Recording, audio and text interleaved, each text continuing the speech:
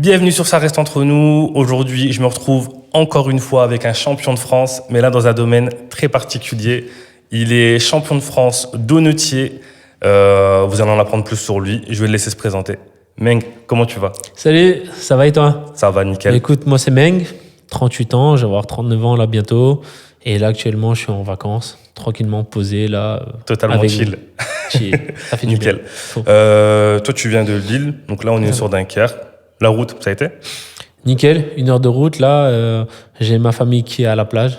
Ils viennent Magnifique. de m'envoyer une photo et tout, donc posé, il y a un peu de soleil, c'est cool. Ah, ok, bah c'est carré. Du coup, sans transition, prenez votre popcorn, installez-vous, détendez-vous et surtout, ça reste entre nous. On va reprendre ton parcours. Yes. On va commencer par le début et nous dire un peu comment ça s'est passé ton enfance. Ok. Écoute, moi, de base, je suis de Lille, j'ai toujours été de Lille, mais je viens de Roubaix. C'est-à-dire que je suis né à Lille, mais Ok. ma famille a grandi à Roubaix. Pourquoi? Parce que nous, on vient d'une famille d'immigrés, tu sais, je suis cambodgien d'origine. D'accord. Avec la guerre au Cambodge, les Khmers rouges, tout ça, une partie de ma famille s'est installée en France et à Roubaix. Donc moi, mes parents travaillaient énormément. Ok. Donc moi, j'habitais avec ma grand-mère dans un appartement, dans un HLM, Ok. au quartier de L'Homelet. On était à peu près 11 dans un petit appartement. 11, juste Oui. la famille ou c'est du coup t'as des cousins tout ça, tu vois, Il y avait ma grand-mère, Ok. j'avais 3 oncles, une tante, Ok. mon frère et moi, puis mes 4 cousines. Ah Tu vois, ça ouais. fait beaucoup. Hein. Ouais. 11 dans un petit appartement. Ouais, ouais. Pour dormir, on était alignés avec 5-6 matelas, tu sais, comme les Asiates. C'est pas Ouais, un ouais. film, c'est vrai de vrai, tu vois. Ça, C'est c'est réel. vraiment vrai. C'est réel. C'est pas Donc, on était tous là, alignés, et on dormait, puis on allait à l'école. Enfin, c'était une enfance heureuse parce que on sentait pas, si tu veux, cet effet de pauvreté, immigration ou quoi que ce soit. On Non, était du à tout. Roubaix, on vivait nos choses, on vivait notre vie. Et puis voilà, c'est comme ça que j'ai commencé. Puis mes parents avaient un commerce. Ok. Donc, ils m'ont pris, on a déménagé sur Villeneuve-d'Ascq. Ok, donc c'était déjà dans le milieu entrepreneurial, si je puis dire. Exactement. Mes Et donc, parents, toi, ma t'avais famille, déjà, du coup, cet aspect, exactement. tu voyais un peu comment ça Exactement. Si tu veux, toute ma famille, mes oncles, mes tantes, tout ça, ont tous eu une épicerie de fruits et légumes. se passait. Ok. Donc, mon père avait son épicerie sur Mont-Saint-Barré. C'est là où j'ai commencé à faire du vélo, au niveau des tours sur Mons. Et ensuite, ils ont déménagé sur Villeneuve-d'Ascq. Et là, il y a eu un vrai changement parce que entre l'école à Roubaix, Ouais. l'école Buffon à Roubaix et l'école Jean Jaurès à Villeneuve-d'Ascq, C'est pas pareil. Hein. c'est deux choses différentes. Hein. Ouais, il y a Alors, deux mondes. Ouais. Et il y a vraiment deux mondes. C'est malheureux à dire, mais à Roubaix, si tu veux, il y a 80% d'immigrés. Là, on était 2. Et tout Ok. le reste, c'était des Français, occidentaux. Enfin, voilà. Et c'est vrai que même le niveau était différent. Ok. Ah, Et toi, Rou- du coup, si je me permets, t'as préféré quoi? Quand c'était à Roubaix ou à Villeneuve-d'Ascq? À Roubaix, j'avais pas ce sentiment de racisme. Beaucoup moins, si tu veux. C'est bizarre, c'est étrange. Ok. Et c'est vrai qu'à Villeneuve-d'Ascq, on n'était que 2. J'ai des anecdotes où en classe verte, on faisait déjà des remarques racistes, bol de riz, c'est nanani, dur, nanana. Je me souviens que le petit jeune, je l'ai attrapé, je l'ai fait tourner, je l'ai jeté, et sans te mentir, et c'est moi qui ai été puni. Ouais, parce que c'est la réaction que les gens vont retenir. Exactement. Et après, est-ce que tu penses que c'était vraiment purement du racisme ou c'est des fois les gens se rendent pas forcément compte? Je sais pas si on peut encore dire ça en 2026, mais des fois quand t'as un enfant, Non, c'est Tu- ça. Quand t'es enfant, tu ouais. t'en rends pas compte. Ouais. Tu t'en rends pas compte, tu sais, t'es un peu différent. c'est ça. Et c'est marrant parce que lui, il était très petit, mais personne faisait attention à la Ouais. taille, tu vois. Avec moi, j'avais les yeux un peu bridés, forcément, peau un peu plus lisse, jeune, forcément, on fait la différence. Mais bon, après, moi, j'ai jamais, entre guillemets, mal vécu. Ok. Et aujourd'hui, je le vis pas mal du tout parce que il n'y a pas en vérité de racisme en soi. Quand on se dit que les gens ont peur de l'inconnu, ça me permet de me détendre, moi. Tu relativises et tu te dis, Je bah voilà, relativise. c'est juste de l'incompréhension. Voilà, faut relativiser, il faut être dans un monde de paix. Pour moi, c'est le plus important. Ok, ok. Donc voilà, j'ai grandi comme ça. Donc Roubaix, ensuite Villeneuve-d'Ascq, où mes parents ont tenu une épicerie, donc un magasin de fruits et légumes, et où moi, mon aventure entrepreneuriale a commencé avec mon père. Ok. C'est-à-dire que quand j'avais 6 ans, j'allais aux mines de l'Homme. Donc c'était genre le Rungis de Lille. D'accord. Et pendant toutes mes vacances scolaires, j'étais dans l'obligation d'aller avec lui. Ok. Donc toi, j'avais tu- pas de vacances. Nous, T'avais quel âge là? j'avais 6 ans. Donc de mes 6 ans, Ouais, à, de 6 mes ans, 6 ans à mes 15-16 ans, j'allais aux mines de l'Homme avec mon père pendant Et du mes coup, vacances scolaires. T'es aidé en faisant quoi? La vente. La vente? La vente. Porter ouais. des caisses parce que c'était Ouais, dans des Je caisses. m'attendais plus à des choses comme ça. On Ouais. montait dans les camions. Les caisses, si tu veux, des caisses en bois, quand on les ramenait, on pouvait les revendre. Donc ça permettait à moi de de revendre des caisses. Ok. Et mon père me disait, tiens, aujourd'hui, j'avais 7-8 ans, c'est toi qui vas aller chercher les framboises, pardon, dans tel ou tel grossiste. Tu te débrouilles. Je veux 6 caisses de fraises, tu fais le tour et tu te débrouilles. J'avais 8 ans, il me laissait partir tout seul. C'est pas sécurisé, c'est bizarre, Ouais. c'est que c'est pas, mais tout le monde nous connaissait. Parce D'accord. que c'était toujours les mêmes clients. Donc j'y allais, j'achetais les caisses de fraises, je négociais un prix. Mon père, je ramenais le prix, il n'était pas content parce que c'était pas le bon prix et c'était pas des bonnes framboises. Fallait que Mais tu bon, négocies fallait que et je que tu négocie, prennes les bonnes je framboises. prenne les quoi. bonnes framboises, je goûte partout, etc. Et pour te dire la vérité, j'aimais pas forcément les framboises, donc c'était un peu difficile. Mais bon, mon père me dit de faire des choses, je faisais les choses. Et c'est comme ça que j'ai commencé à apprendre, même si c'était pas de mon plein gré, parce que j'aimais pas forcément faire Bien ça. sûr, ouais. Mais quand t'es avec le père, tu apprends énormément de choses. J'en ai voulu Sur le longtemps. coup, ouais. Sur le coup, pourquoi je fais ça, ceci. Mais aujourd'hui, je peux que le remercier, parce qu'en réalité, c'est de l'apprentissage que nous, enfants, on ne voit pas Exactement. et ouais. qui nous apprend énormément de choses. Donc j'ai évolué comme ça pendant mes vacances scolaires. Ok. Pas de vacances, très peu. Une semaine chez un tonton à Paris, dans le 13e. C'était ça, les vacances à l'époque, Connaît, hein, ouais. voilà. C'est chez le tonton, chez la tata, mais on n'allait pas voyager. Moi, j'ai pas connu le ski. Jusqu'à le maintenant, j'ai sud pas ou connu quoi que le ce soit, ski. Voilà. Et sinon, il y avait pas de téléphone, donc je toquais chez un pote en vélo. Hop, on allait jouer au foot. C'était Tu peux ça mes sortir. vacances. Exactement. Et c'était les meilleurs moments, je pense, de l'enfance. Parce que j'avais, oui, une console de jeu, mais je préférais jouer avec mes potes que jouer à la console. C'était comme ça. Les moments, ils étaient incroyables à l'époque. Ouais. C'était ça, hein. Ouais, ouais. Les années Clairement. 90. Exactement, ouais. Et donc, mes vacances, c'était ça. Je me levais à 7 heures, tous les jours. Pas de grasse mat pendant les Pas de vacances. grâce, je sais pas ce que c'est une grasse mat, même aujourd'hui, c'est très rare. Où j'aidais mon père à mettre l'étal en place. Le soir, 19h30, on refermait la boutique, donc il fallait tout ranger aussi. Donc moi, j'étais obligé, je devais rentrer pour 19h30. Le matin, lever 6h30, 7h. Ok. C'était comme ça. C'est l'obligation familiale et je le vivais pas mal. Au Ouais, début, ça tu t'a vis mal inculqué quand une t'es petit. vraie discipline Une vraie depuis discipline, tout une jeune. vraie ouais. éducation. Voilà. Donc j'ai fait ça, j'ai grandi à l'école Jean Jaurès, puis au collège Calmette à Ouascal. Ok. Et encore une fois, mon père m'a dit tu vas pas à Molière avec tes potes, tu vas à Calmette, tu te débrouilles, je veux te mettre dans un nouvel environnement. Bon, bah, c'est le père qui décide, Ouais, moi j'en ai voulu. Il a été comme L'influence ça. des amis, des fois, tu te dis que ça peut te tirer vers le bas. Mon père a toujours été comme ça, Ouais. tu vois. Et lycée, pareil. Je voulais aller dans un autre lycée, il fait non, tu vas à Carnanec à Marc-en-Barœul. Bah, c'est tout. Tu suis. T'as pas la main, tu suis, c'est comme ça. Et tu t'écoutes, vois. ouais. Et aussi, quand j'étais petit, j'avais, on a parlé de racisme, je t'en parle juste un petit aparté, j'avais un souffle au cœur, je faisais de l'asthme. Ok. Mon père s'inquiétait beaucoup pour moi parce que je faisais beaucoup de crises d'asthme Ok. et voulait peut-être me faire opérer et tout. Mais il me disait, bah, on va voir un médecin. Et il a posé une question au médecin. Bon alors, est-ce que mon fils pourra faire du sport? Parce que moi, je voulais énormément faire de sport. Il me dit, non, il pourra faire qu'un seul sport, le ping-pong. Ah ouais, ça fait cliché en plus. Exactement. Et Ça je me fait suis dit, énormément mais... cliché, ouais. Et quand j'étais petit, je me suis dit, mais en fait, c'est du racisme ou pas? Tu vois, c'est une question que je me pose toujours aujourd'hui. Ou est-ce que c'est vrai? Parce que moi qui ai fait du ping-pong, Ça reste je peux cardio te dire quand même. que c'est très, très, très cardio. Bah ouais. C'est très mental. Et donc, mon père m'a obligé à faire du ping-pong à 8 ans. Et j'en ai fait pendant 10 ans. J'ai découvert une passion pour le ping-pong. Et j'en ai fait pendant 10 ans, tu vois. Mais Compète, tout ça. compète et tout, j'ai été classé 45. Région 45, enfin, c'est un chiffre. Ouais. C'est les experts pongistes, tout ça, pourront te dire ce que c'est. Mais là, aujourd'hui, ça a changé. Mais quand j'étais petit, je voulais tellement faire de sport que j'avais déjà cette détermination où j'allais m'entraîner dans un parc, où je courais, je jouais au basket, je jouais au foot, jusqu'à avoir un souffle au cœur, mais ne dire à personne. Et je devais résister à cette douleur. Et je disais, non, il va rien m'arriver, il va rien m'arriver. Ok.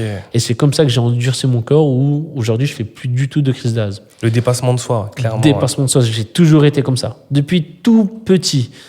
Et c'est là où je vois que c'est bizarre. C'est peut-être à l'époque qu'ils réfléchissaient comme ça, mais aujourd'hui, les médecins te disent si justement tu es asthmatique, il faut pratiquer un sport qui va t'amener justement Exactement. à Pousser tes Exactement. limites. Et lui, il m'a dit ça. Je me suis dit, mais en fait, il se moque de moi, quoi. Ouais.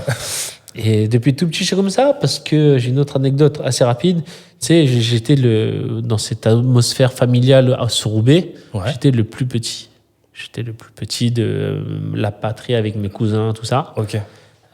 Et en étant le plus petit, on dit forcément, c'est lui le plus gâté. Le chouchou. Le gâté, le chouchou de la mamie, etc. Et en plus, j'avais une particularité, c'est que j'avais une peau très blanche. et j'avais des taches de rousseur que j'ai toujours. Ok. Alors que tout le reste de ma famille, frères, cousins, sont tous un peu bronzés. Typé cambodgien, Ouais. sauf moi. Donc déjà, là, ils me disaient, ouais, toi, t'es tout blanc, t'es le seul, t'as un blanc-bec, en plus, c'est tous mes grichons, tu vois, beaucoup de trucs comme ça, parce que j'étais le plus petit. Et ça m'a grave endurci. Je me suis toujours dit, je serai meilleur. De toute façon, je serai meilleur que vous. Quoi qu'il arrive, je ferai tout pour changer, je serai meilleur, quoi qu'il arrive. J'ai toujours eu cette mentalité. Peut-être parce que j'ai vécu ces petits moments un peu difficiles, Ouais. mais ça m'a permis d'avoir, tu vois, cette mentalité-là de jamais abandonner. Ça de te jamais prépare à lâcher. la vie. Parce que la vie, elle est pas simple. Elle est dure. Exact. Et je pense que ça a préparé l'asthme, difficulté au cœur. J'ai très bien vécu avec mes cousins. Attention, hein, je dis pas qu'ils m'ont Non, harcelé. c'est tout ça. de la taquinerie, on connaît. C'est de la taquinerie, mais nous, enfants, tu vois, on prend pas en compte les sentiments des enfants, tout ça. On s'en Et fout. donc, on s'en fout complètement. Ouais, clairement. Et moi, bah, ça m'a motivé, ça m'a endurci, très clairement. J'ai fait du ping-pong, j'ai fait beaucoup de sport. Donc, j'ai grandi, puis j'ai au lycée Carnanec, que j'ai redoublé. T'as fait quoi comme cursus au lycée? Un bac S. Un bac S? Ouais, un C'est ce bac que tu voulais scientifique. ou c'est les parents qui ont... Non, c'est moi qui a voulu faire ça. J'étais Ok. très dans les maths. J'aimais beaucoup les maths quand j'étais petit. Ok. J'aime beaucoup la SVT aussi. Ok. Et donc, le projet en partant en S, c'était de pouvoir de faire quoi après? Kiné. J'ai fait une prépa kiné, Ok. STAPS, que j'ai arrêté. Et ensuite, mon père est décédé suite à un cancer. Donc, Ok. j'ai refait un autre cursus qui m'a pas plu.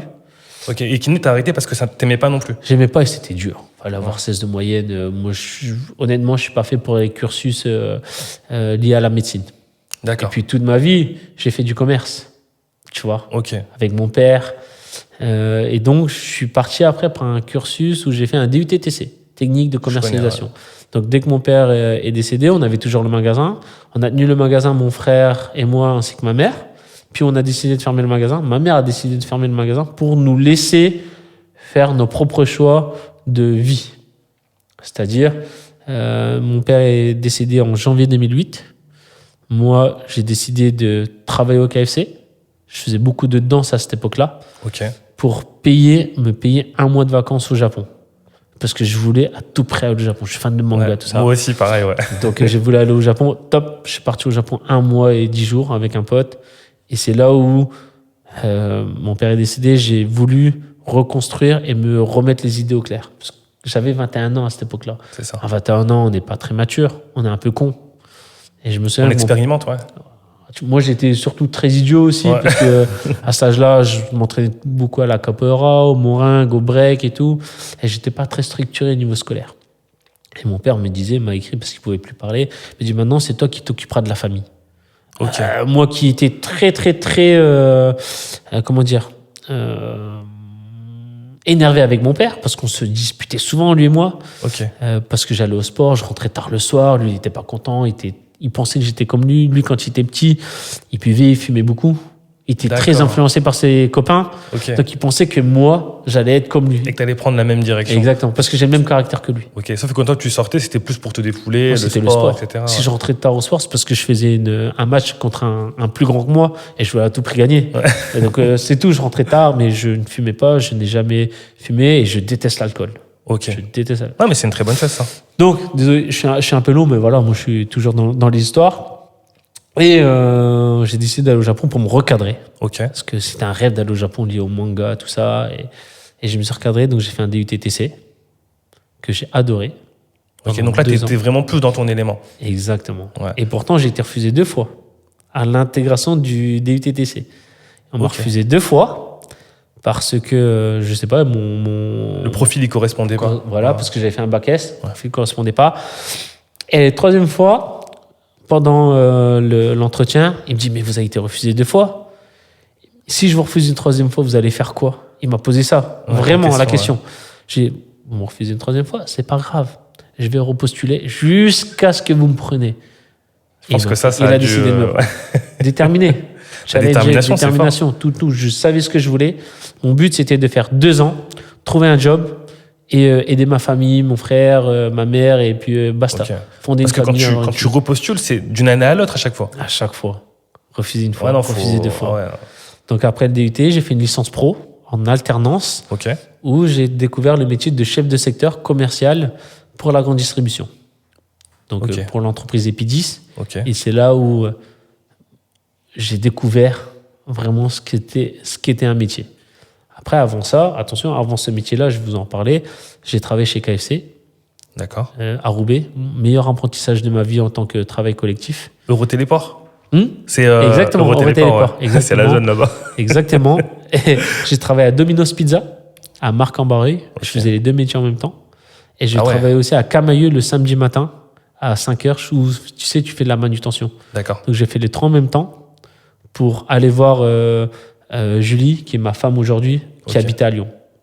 Donc j'étais Ok. obligé de faire ces 3 jobs pour prendre le train, dormir à l'hôtel, payer à manger. Je vois qu'en fait, à chaque fois, tu as un objectif, tu te donnes les moyens, quitte à faire 3 jobs, Exactement. pouvoir l'atteindre comme ce que tu avais fait précédemment avec le Japon. Quoi, en fait. Exactement. Donc, je travaillais à fond parce que, voilà, tu vois, j'avais un projet. Faire mes 2 ans, trouver une femme, me marier et aider ma famille et fonder une vie, tu vois. Ok.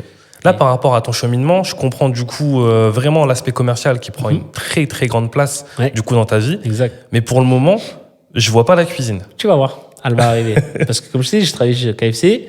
Ah oui, c'est vrai. Domino's Bah ouais, Pizza. du coup, c'est dans la restauration. Et Exact. dans la restauration, je me souviens au KFC Roubaix, au bout d'un mois, j'ai été élu meilleur futur employé. Au bout d'un mois. J'ai posé énormément de questions à mon responsable. Ouais, le wings, ça coûte combien pour produire un wings? Ouais, t'étais curieux. Trop curieux. Et Domino's Pizza, pareil, je posais énormément de questions. Et c'est là où j'ai commencé à aimer les chaînes de restauration. Où j'ai voulu, tu vois, c'était déjà dans ma tête. D'accord, ok. Donc là, ça commençait déjà un peu à germer dans ta tête. Exactement. Donc j'ai travaillé chez Epidis, licence pro, en tant que commercial. Hein, donc j'avais arrêté ces jobs-là. Licence pro, voiture de fonction, téléphone portable, ordinateur, tout le matériel qu'un confort, chef de ouais. secteur peut avoir, un super confort. Donc, tu vois, tu as une voiture de fonction, tu as 22 ans, tu es content. Hein. Ouais. Tu vois, tu as un téléphone et tout, tu es bien payé, même si c'est un salaire d'étudiant, tu es bien payé. Et au-delà de ça, je découvre le métier de commercial. Donc très beau métier, j'ai fait même 8 ans là-bas, pour te dire Ok. à quel point j'ai aimé. Et je vais venir sur le sujet de la maison du business, tu vas comprendre. Première année, ça se passe très bien. Je fais ma licence, je valide ma licence, je fais une année de master. Ok. L'année de master se passe très mal parce qu'en fait, j'apprends rien. Tu peux avoir un diplôme en trichant, le prof te dit rien. Donc moi, c'est pas valorisant. Moi, je D'accord. déteste quand c'est pas dans les règles de l'art, quand c'est pas juste. Si tu veux, j'aime bien J'ai même des fois l'impression que, au niveau de l'éducation nationale, certaines filière. ouais, voilà, sont en décalage avec la réalité. Exactement. Tu peux ressortir avec un diplôme, tu arrives sur le terrain, t'es paumé en fait. Exactement. Et donc, ce master-là, je l'ai arrêté. Mais quand je l'ai arrêté, j'ai dit à mon chef, voilà, écoute, le master ne me plaît pas. Je veux rentrer en CDI chez vous. Et D'accord. je vais arrêter mon master et je vais faire un CDI chez vous tout de suite maintenant parce que je vois que j'apprends rien. C'est pas une bonne institution, c'est pas une bonne école. Donc voilà, je veux pas perdre mon temps. On m'a dit, on va voir.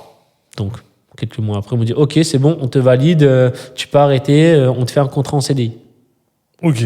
Très bien. Ouais. Sauf que moi, je leur ai dit, je fais merci pour le CDI, mais je souhaite partir 6 mois à l'étranger avant de valider le CDI. Au culot.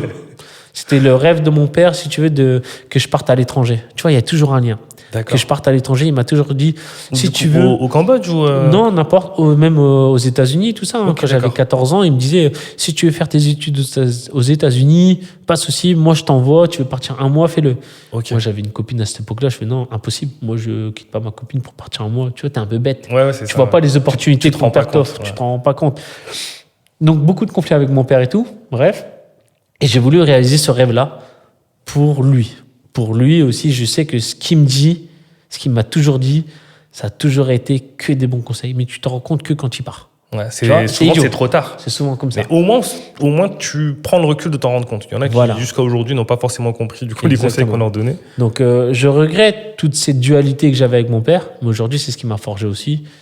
Et aujourd'hui, voilà, si je suis comme ça, c'est en partie grâce à lui aussi, tu vois. Toutes ces épreuves, tu vas pas dans ce collège-là, tu vas pas dans Ouais. ce lycée-là, tu fais ce que je dis, c'est comme ça, la vie, nanani, nanana.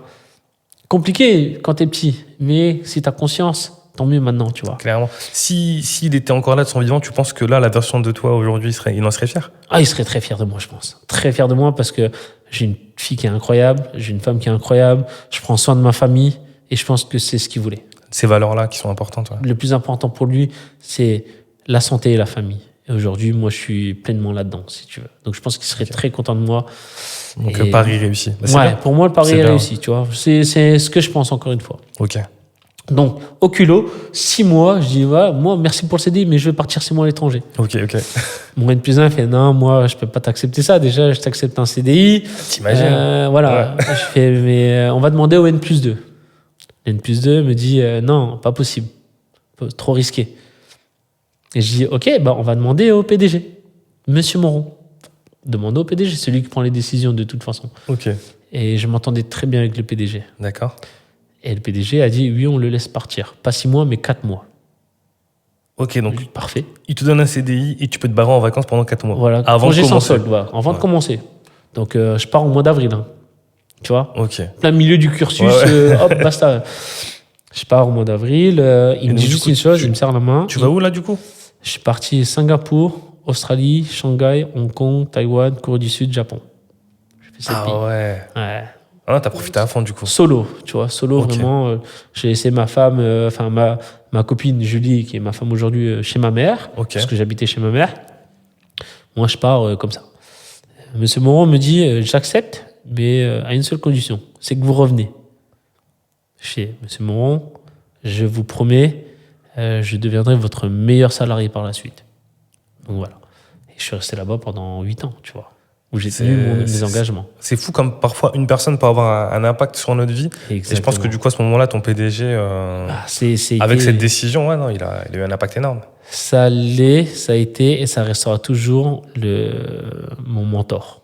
Il m'a ouvert les yeux sur tellement de choses. Je l'ai accompagné sur tellement de choses. Il m'a donné énormément de confiance que je peux que le remercier. Et je peux que en dire que du bien de cette personne-là, vraiment. Dans le monde du salariat, on se rend pas compte à quel point plus on nous donnera de confiance, plus on nous donnera cette liberté de pouvoir nous exprimer. Exactement. On va donner le meilleur de nous-mêmes. Exactement. Et pourtant, j'étais qu'un employé de l'échelle la plus en dessous. Hein. J'étais en alternance. Ouais. C'était la première fois qu'ils recrutaient des alternants, tu vois. Ok. Donc, je pars 4 mois. Je vais voir ma cousine qui est à Singapour. Elle a un très beau job en tant que data analyst chez Johnson & Johnson. Donc, une très belle maison, tout ça. Enfin, voilà. Ok. Ensuite, je vais en Australie où je rencontre aussi ma famille d'Australie et où je reste 1 mois et demi. Je rencontre des potes, tout ça. Mon rêve d'aller en Australie. Pourquoi est-ce que j'ai décidé de l'Australie? Tu vas voir, c'est un truc un peu farfelu. Le meilleur danseur de break pour moi à l'époque s'appelait B-Boy Blonde. Ok. Et il était en Australie. Et du coup, c'est ça qui a fait que tu voulais me donner envie d'aller en Australie, juste pour le break. Parce que je suis toujours un fou de breakdance. Pendant 20 ans, j'ai fait ça. J'ai commencé à mes 17 ans. Tu vois, 17 ans, et pendant 20 ans, j'ai fait ça. Et à cette époque-là, je voulais le voir. Et donc, c'était l'Australie, ma destination, tu vois. Ok, non, mais c'est fou. Et enfin, il nous faut une petite raison pour pouvoir il y a toujours des liens. Ouais. Et durant tous ces voyages, tu vois, tous ces parcours, tous ces villes, ces pays que j'ai parcourus, mon petit déjeuner, c'était un donut et un café.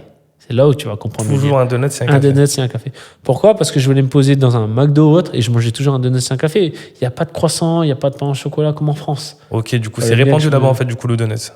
Partout, donuts artisanales. Tu avais des chaînes Dunkin' Donuts, mais tu avais aussi des boutiques de donuts artisanaux, pardon. Ok.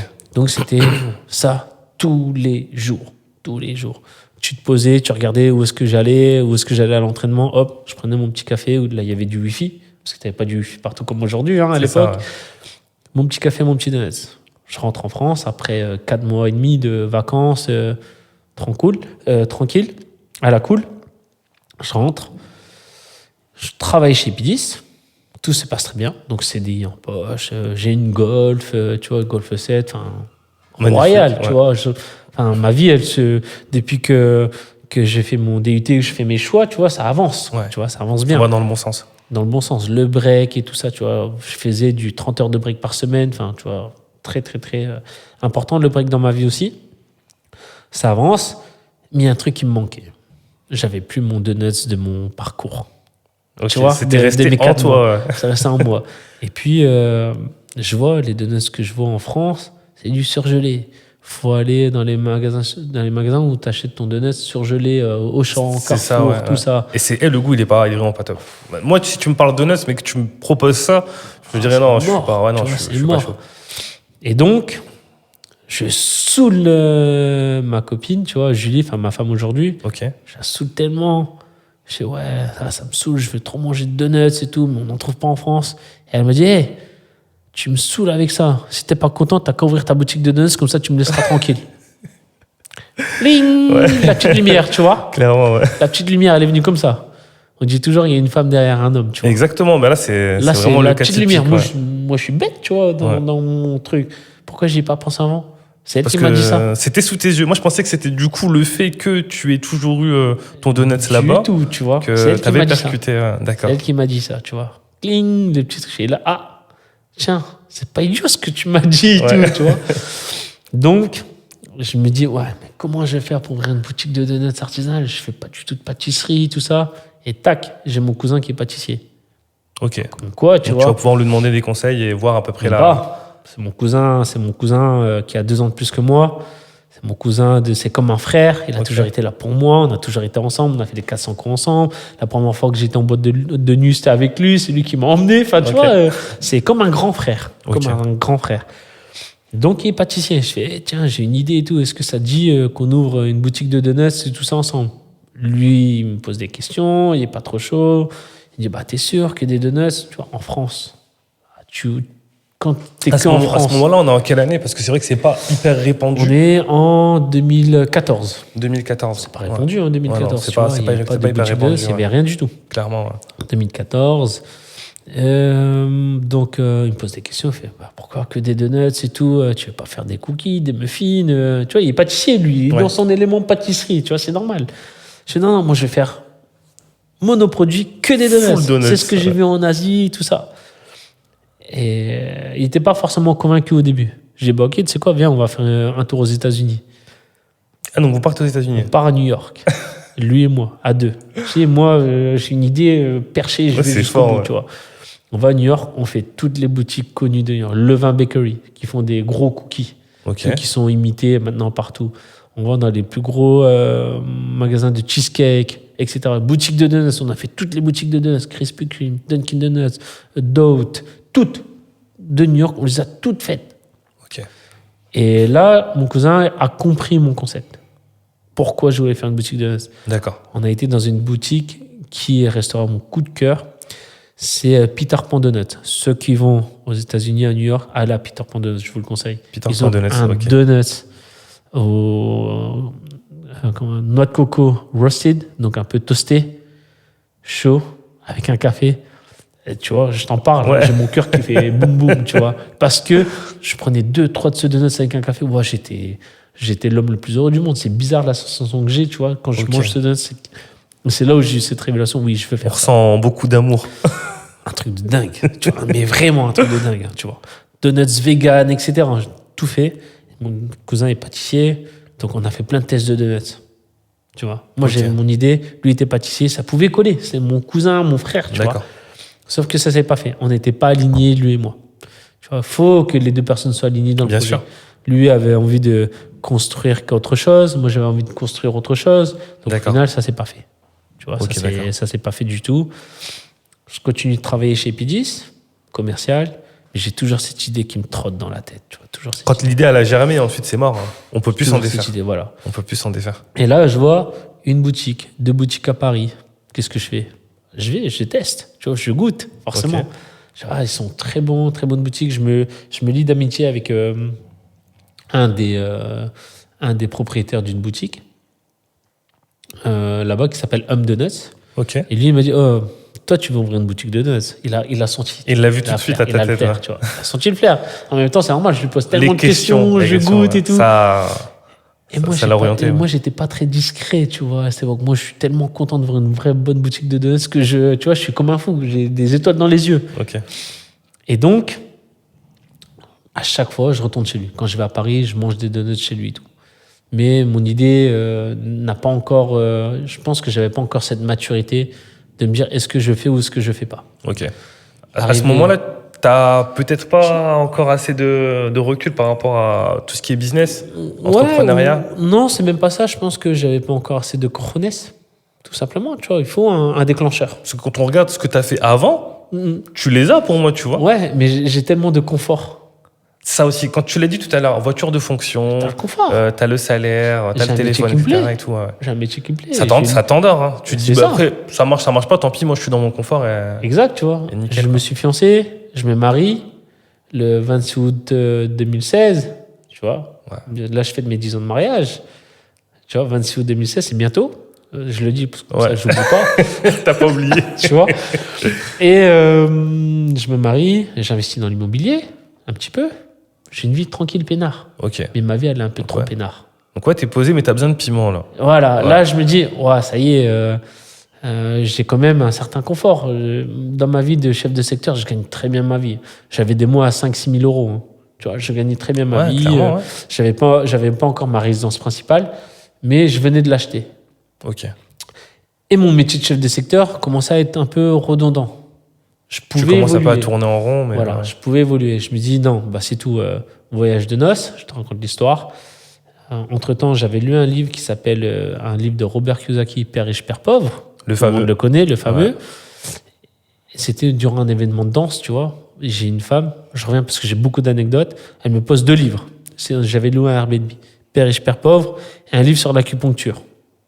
Moi, d'origine asiatique, je commence à lire le livre d'acupuncture, tu vois. C'est peut-être idiot, hein. Ouais. Mais je m'endors. Enfin, je me dis, vas-y, je vais prendre le livre. Je le lis, et là, c'est la révélation. Je Ok, repose donc le t'en avais livre. jamais parlé, parce que d'habitude, on nous parle de ce livre avant de le lire. Toi, il t'est tombé dessus. Moi, il m'est tombé dessus. Ouais. Donc, je lis 10 pages, 15 pages. Je vois, il est 2 heures du matin. Je vois, c'est bon, il faut que je le repose, il faut que je dorme. Le lendemain, j'ai un battle et tout. Battle de break, c'était un mess. Je me souviens, Ok. un battle à Metz. Et bon, je perds le battle, j'ai un pote qui arrive en finale. Enfin, bref. Je rentre, tout de suite, j'achète ce livre. Et je le lis, je le dévore, ce livre. Tu vois, un truc de dingue. Ok. Et là, c'est révélation, entrepreneuriat. Si je veux un jour être libre financièrement, je dois créer mon business ou investir. Très simple. Je peux C'est pas. fou, ça a vraiment eu l'impact que les Tout de gens suite. disent. À moi, En direct. général, j'ai l'impression que des fois, les gens en font un peu trop avec ce bouquin. Mais Moi, pour direct, toi, ça a été la vraiment révélation. ouais. Tu vois, ça a été la révélation tout de suite. Hein. Pourtant, j'étais salarié, j'ai très bien. J'avais commencé à trader, à faire un peu de trading. Parce que j'avais lu ce livre. Mes parents, quand j'étais petit, je leur ai posé la question, oui, c'est quoi la bourse? Ne touche pas à la bourse, c'est jeu d'argent, ça fait très peur. Ouais, c'est de hasard. Et donc, du coup, non. Ça fait très peur. Alors que mes parents jouaient au PMU, tout ça, c'était leur quotidien. Les Asiatiques adorent les jeux, casino, PMU, tout ça. Eux, c'est leur délire à eux, c'était pas le mien. Je m'intéresse au trading, donc je commence à vouloir trader un peu, tout ça. Donc je fais mes trucs et ça fonctionne très bien. Mais mon idée première, c'était la maison du donuts. Tu vois. Enfin, Ok. ouvrir une boutique de donuts. Et dans le trading, t'arrives à faire de l'argent ou tu perds pas bien tout sûr. Non, Ouais. j'arrive petit à petit, hein, tu vois. Non, Ouais. très malin. J'ai suivi des formations C'est ça, intelligentes. méthodiquement, ouais. Intelligemment, tu vois, je suis des formations intelligemment, je suis quelqu'un de très posé, très clair, quand j'ai des idées, je brûle pas les étapes. C'est important. Très C'est important. Surtout ouais. là-dedans. Surtout Ne là-dedans. faites pas de trading. Ouais, ouais, Vraiment, ne le franchement. faites pas, sauf si vous êtes conscient de, enfin, si vous gérez vos émotions. Sinon, c'est pas la peine. Clairement. Si vous énervez pour rien, c'est pas la peine. Et je gagnais, je faisais un peu d'argent, tu vois, 1 euro par jour, 2 euros, 10 euros par jour. Mais mon idée en tête, c'était une boutique de donuts, tu vois. J'ai toujours resté ça en tête. Donc, j'arrête le trading, tu vois. Je me marie, tout ça, tout se passe bien. Pendant mon voyage de noces, où je suis parti en Santorin, après je suis parti en Australie, avec ma mère Ah, et c'est ma bien ça. femme, parce que c'était la tante de ma mère qui habitait en Australie. Ok. Elle n'avait jamais eu l'occasion de la voir en Australie. Donc je D'accord. voulais emmener ma mère aussi là-bas, tu vois. Je crois que c'était un de ses meilleurs moments. L'Australie, en plus, c'est loin, tu vois. Ouais. J'avais lu un 2e livre, Laurent Gounel, L'homme qui voulait être heureux. Ah non, je connais pas Je celui-là. vous conseille tous de le lire. Ok. L'homme qui voulait être heureux. Je lis ce livre, je le dévore. Révélation. Il disait, si tu veux être heureux, fais ce que tu as envie de faire. N'aie pas peur de l'échec. Fonce. Tu vois. Tu en auras des échecs, mais il ne faut pas en avoir peur. Il faut prendre des risques. Et n'écoute personne. Écoute que toi. Et toi, tu bois ces paroles. Moi, je bois comme un fou. Ouais. Coïncidence, il est né le 10 août. Je suis né le 10 août. Je pouvais que... Ouais. La Pour moi, c'est des connexion, coïncidences. Mais en vérité, il n'y a pas de coïncidence. Tu vois, c'est juste, voilà, c'est comme ça. C'est toi qui te crée tes propres coïncidences, si tu veux. Ok. Je dis ça. Mon pote m'emmène dans une grosse cascade en Australie. Moi, je ne sais pas nager. On est deux. On est deux. Je ne sais pas nager, tu vois. Et mon pote, il m'emmène dans une grosse cascade comme ça. Lui, il saute, tu vois. Il fait, vas-y, saute. Dans ma tête, je viens de lire ce livre. J'ai dit, OK, si je saute, j'ouvre ma boutique de donuts. Qui Ok. tout double. Si j'ose faire ça, T'ouvres la boutique. j'ouvre ma boutique de donuts, tu vois. Ma femme était là en train de filmer, tu vois. Elle fait, vas-y, saute, je filme. Mais en fait, elle faisait semblant de filmer. Elle n'avait jamais filmé la scène. Pourquoi? Ah Parce qu'elle ouais. pensait que j'allais jamais T'es mort, sauter. c'est tu vois. impossible qu'il saute, ouais. Il savait pas nager. Mais j'ai sauté. Bah, tu vois, j'ai ouvert ma boutique de noces. Ouais. Donc, j'ai sauté. C'est mon pote qui m'a ramené jusque le rivage. Tu vois. Je savais Donc, pas du coup, nager. t'as sauté, mais du coup, tu savais vraiment pas nager pour sortir de Non, là. je pouvais pas nager jusqu'à là-bas. Je te jure. Le lendemain, dans les journaux, j'ai lu Voilà. quoi? Que 3 jours avant, il y a quelqu'un qui est décédé en sautant de ce poton-là. Oh la Je te dinguerie. jure, Oh la c'est vrai. dinguerie. Et ce soir-là où j'ai sauté de ce poton, comme par hasard, mon pote m'emmène dans une boutique de donuts qui s'appelle Krispy Kreme. Boutique de donuts idéale, comme celle que tu vois à Paris aujourd'hui, avec des machines qui créent les propres donuts. Je vois là que des gens qui repartent avec 8 boîtes de donuts et tout. Et là, je me dis, ouais, c'est bon, c'est ça que je vais faire. C'est bon, j'ai sauté. De toute façon, Ton je peux concept, ouais, pas. maintenant, tu peux plus marcher arrière. Moi, je suis quelqu'un, je fais un truc, je fais. Je voudrais revenir sur un point, parce que du coup, tu dis que tu lances pas la boutique de suite parce que t'as pas les cojones. Donc, du coup, t'as des freins. Mais toi, c'était quoi tes freins? Mes freins, c'était. Parce que du coup, t'avais les fonds pour le faire. J'avais pas forcément les fonds, tu vois, mais j'avais beaucoup d'argent de côté. Ouais. Parce que je suis quelqu'un d'assez économe. Ok. Mais mes freins, c'est que j'avais cette stabilité, mais ma femme avait tout juste fini son diplôme d'infirmière, elle venait de rentrer en tant qu'infirmière. C'est beaucoup de risques. Donc j'avais connaissance des risques, tu vois, mais il faut avoir des coronesses pour poser l'argent sur la table et aller dans le truc. Bien sûr. L'immobilier, c'est un peu facile, c'est du levée de fonds. Il y a moins de risques. Enfin, pour moi, c'est moins risqué, tu perds pas. En soit tu revends ta maison, c'est fini. Entrepreneuriat, tu perds tout. Tu vois, Tu peux tout c'est perdre. comme ça. Donc, faut tenter, tu vois. Ok. C'est pour ça que je n'osais pas. Puis, je venais de quelque chose de très stable, tu vois. Je pouvais évoluer aussi dans mon boîte en tant que directeur régional et tout. Tu vois, j'avais 8 ans T'avais cette d'expérience. stabilité et là-bas, c'est l'inconnu. Hein. C'est ça. Et j'avais la confiance de mon PDG, tu vois. Aussi. Donc, quand tu as la confiance, que tout se passe bien, tout le monde t'apprécie, pourquoi tu veux changer? Il n'y a vrai. qu'un fou qui va te dire ça. C'est vrai. Non, c'est réel. Et c'est ce qu'on appelle une prison dorée, tu vois. C'est réel. C'est Jamais vrai. l'oublier, C'est tu vrai, vois. une prison dorée. Parce que tout se passe bien, certes, mais si toi, dans ta tête, t'as Mais t'es réellement pas envie libre. d'autre chose. Exactement. T'es pas libre, en fait. Ouais. Et dans ta tête, tu vois, moi, dans ma tête, à cette époque-là, c'était routinier. C'était très routinier. J'avais besoin de nouvelles choses, tu vois, nouveaux défis et tout. Et c'était la je meilleure comprends, occasion ouais. parce qu'il n'y avait pas encore tout ça, tu vois. L'ampleur du donuts, du monoproduit. Clairement. Donc, je saute, je rentre de mon voyage en Australie. Je me dis, OK, qu'est-ce que je dois faire? Je me posais, qu'est-ce que je dois faire pour ouvrir ma boutique? Avec mon cousin, ça ne matche pas. C'est pas grave. Il faut savoir faire les choses par soi-même. Donc, je me suis dit, je vais devoir être pâtissier, apprendre la pâtisserie. Ok. Donc, qu'est-ce que j'ai fait? J'ai demandé un fonds GESIF à mon entreprise. Fonds GESIF, c'est tu continues à être rémunéré pendant que tu te formes pour une D'accord. autre formation. Ok. OK? Refus la première fois, mais ils ne peuvent pas la refuser la deuxième fois parce qu'ils ne voulaient pas me voir partir. Deuxième fois, ils sont obligés de l'accepter. Et forcément, Sous toi, leurs tu conditions. obstiné comme tu Moi, es. ça y est, obstiné comme je suis, Ouais. je décide.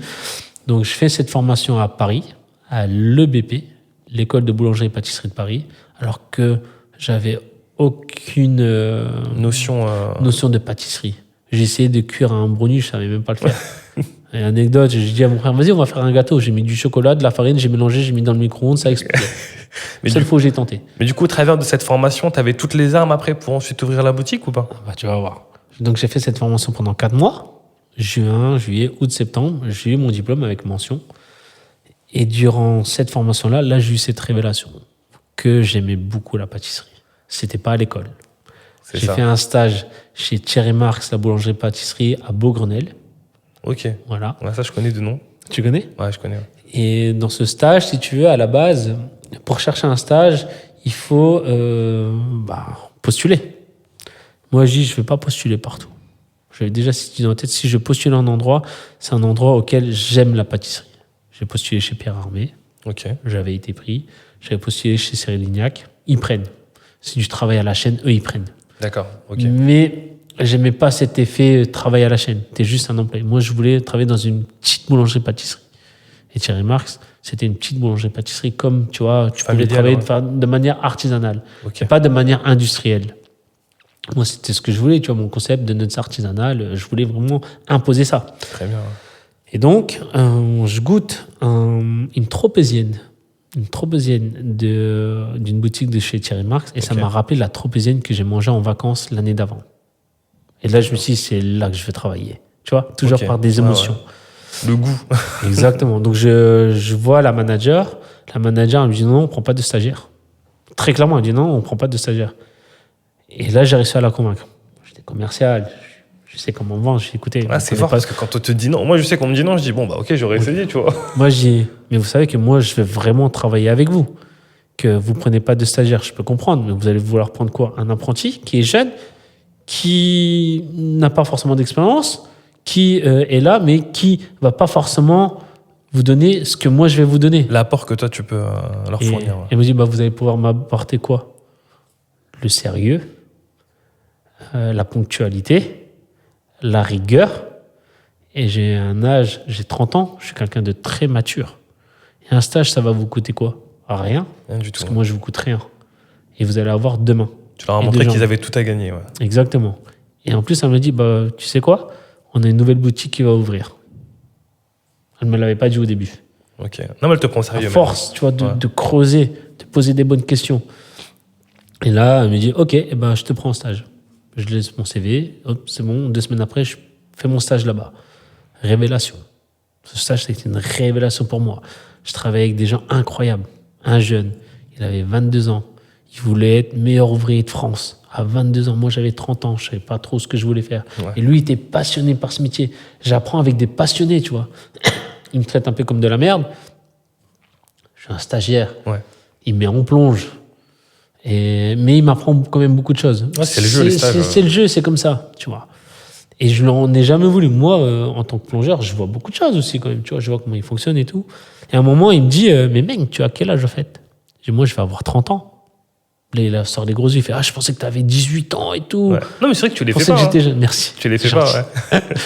Ah, je suis désolé et tout. Je t'ai parlé comme de la merde. Je dis, non, mais t'en fais pas. Après, c'est vrai que ton management, il est pas très carré. Je sais ce que j'ai. Mais moi, je suis prêt à l'accepter. Je suis là pour apprendre. Je suis pas là à te dire ou à t'en vouloir ou quoi que ce soit. Je suis là pour apprendre de toute façon. Et là, à partir de ce moment-là, ou 2 jours après, hein, tu vois, de ces stages, on a commencé à bien s'entendre. Moi, je lui donnais des petits tips pour être un bon manager. Et lui m'apprenait tout ce qu'il avait à m'apprendre. Révélation, ce Change gars-là. de bons procédés. Ouais. Voilà. Pierre, je te remercie énormément. C'est révélateur. Tu vois. Vraiment, révélation pour moi. C'est un homme, un jeune incroyable. Et là, il est sur Rennes, dans une chocolaterie incroyable. Et donc, un soir, je te demande comme ça, je faisais beaucoup d'heures là-bas. Ok. Est-ce que je peux apprendre à faire la viennoiserie? Pourquoi la viennoiserie? Parce que j'adore travailler avec les éléments vivants un peu. J'ai appris que j'aimais ça à l'école. Et j'aimais foirer mes expériences. Ouais. C'est bizarre, hein? J'aimais tester des choses. Et la prof, elle me disait, mais pourquoi t'essayes ça? Mais parce que si j'essaye pas, je sais pas si ça fonctionne. Ouais. Mais je te dis que ça fonctionne pas. Je dis, ouais, mais moi, j'aimais essayer. Tu veux en avoir le carnet. Voilà. Et elle me dit, mais tes croissants, maintenant, ils sont pas beaux et tout. Je dis, mais c'est pas grave, on est là pour tester. Si je dois faire la vraie recette, je le ferai la vraie recette. Et ce soir-là, en stage, la manager me dit, non, tu peux pas parce que tu fais déjà trop d'heures le matin et je peux pas te mettre le soir, sinon tu fais trop d'heures et par la loi, c'est interdit. Je dis, j'ai 30 ans. La loi, je la connais aussi bien que vous. Faites-moi confiance. Vous m'avez fait confiance. Faites-moi confiance. Je ne dirai rien. Ça reste entre nous, tout ça. Elle accepte. Ouais. Donc, du coup, tu fais plus d'heures. Exactement. Ah, moi, j'étais là-bas. J'étais à Paris. J'étais tout seul. Je pouvais faire du 20 heures par jour. Je m'en foutais, moi. Tu vois, je suis là pour apprendre. Je suis là pour apprendre. Ouais, non, mentalité de dingue. Moi, je suis là pour apprendre, tu vois. Ouais. Je suis pas là pour m'amuser sur Paris ou quoi que ce soit. Je suis là pour apprendre. Donc, ma vie, c'était apprendre. J'ai que 4 mois pour apprendre. Donc j'y vais, le soir, j'apprends la viennoiserie avec une autre personne qui s'appelle Pierre. Lui a travaillé dans des grandes maisons comme Maison Kaiser, aux États-Unis, en Colombie, tout ça. Il faisait de la viennoiserie, enfin on appelle ça le métier de tourier. C'est tout ce qui est croissant, pain au chocolat, brioche, incroyable. Donc je voulais à tout prix apprendre. Incroyable. Okay. Quand je t'ai dit c'était trop beau, trop bon, incroyable. Donc j'ai appris le soir avec lui. Je faisais avec lui. Et le lendemain matin, 6 heures du matin, tu vois, je finis mon poste j'avais fait quasiment 20 heures de travail. J'ai travaillé le matin à 5 heures, j'avais fini à 17 heures. J'ai repris à 19 heures jusqu'à 6 heures du matin. Moi, c'était comme ça, tu vois. Moi, je m'en foutais, tu vois. Et t'étais pas payé pendant ce stage? Non, gratuit. C'est une... Entièrement gratuit. Entièrement gratuit. Moi, j'étais là pour apprendre, tu vois. Ouais. T'avais un but précis, non? Ouais, j'avais ce mental-là, tu vois, d'apprendre. Parce que l'objectif, il était là, ouvrir une boutique de donuts. L'objectif était là. Et 6 heures du matin, je me pose, je prends mon croissant, mon café, à côté d'une dame qui était là tous les jours. Moi, je suis curieux et tout. Je lui pose la question, je dis bonjour madame et tout. Excusez-moi de vous déranger. Je peux vous poser une question? Elle me dit oui, bien sûr. Est-ce que vous pouvez me dire pourquoi est-ce que vous venez ici tous les jours? Elle m'a dit parce que je sens que celui qui a fait le croissant l'a fait avec beaucoup d'amour, beaucoup de passion. Et c'est moi qui l'avais fait. Ah ouais. Tu vois, le déclic là Ouais. de faire les choses bien, mettre beaucoup de cœur. Et Pierre m'a dit ça. Il m'a dit, quand tu fais quelque chose en pâtisserie, mets beaucoup d'amour, mets beaucoup de passion, mets beaucoup d'intention et tu verras, ça se ressentira. Et quand elle te dit ça, c'est la meilleure des récompenses, je pense. Voilà. Et c'est moi qui l'avais fait, tu vois. C'est moi qui l'avais façonné et qui l'avais mis, tu vois. On en avait fait beaucoup, tu vois, mais je sais que c'est moi qui les avais fait. J'étais là, Je j'étais voudrais présent. revenir sur quelque chose d'important, c'est que je pense que quand tu découvres l'idée du coup de la maison du donut, c'est vraiment dans un côté un peu plus business. Oui. Tu vois l'opportunité, Exact. mais ensuite quand tu mets les mains dedans, tu deviens Là, réellement passionné Exactement. de pâtisserie. Exactement. Et C'est-à-dire c'est que là où- tu arrives à allier les deux et je pense que cette synergie. Et qui c'est fait là que- qui m'a fait créer ce concept artisan donutier. Tu vois. C'est à partir de ce moment-là où je me suis dit, je vais pas faire de l'industriel, Ouais. je vais faire de l'artisanat. Parce que la dame qui est là, qui mange ça, c'est elle qui m'a dit la chose. Elle m'a dit, ça sent que c'est fait avec beaucoup d'amour et beaucoup de passion. Moi, je ne lui ai pas dit ça. C'est elle, tu vois. C'est là où j'ai compris le métier de boulanger et de pâtissier. Et comme quoi, c'est un vrai beau métier et qui n'est pas assez rémunéré. Non, il y a un impact qui est incroyable. Moi, j'aime manger. Hein. Et je le ressens. Je le mange aussi avec beaucoup d'amour, moi, quand C'est j'apprécie. important. Hein. Ah, mais c'est important. Hein. Et c'est comme ça que je me suis pris au jeu d'être passionné par la pâtisserie. Parce que j'avais un jeune qui était passionné. J'ai une dame qui a mangé une pâtisserie qui est là tous les jours. Donc, j'avais pas le droit de honorer tout ça. Tu vois, c'était important pour moi. Donc, je finis mon diplôme, je rentre en France. Je fais une rupture conventionnelle et j'arrête ce contrat-là 31 décembre.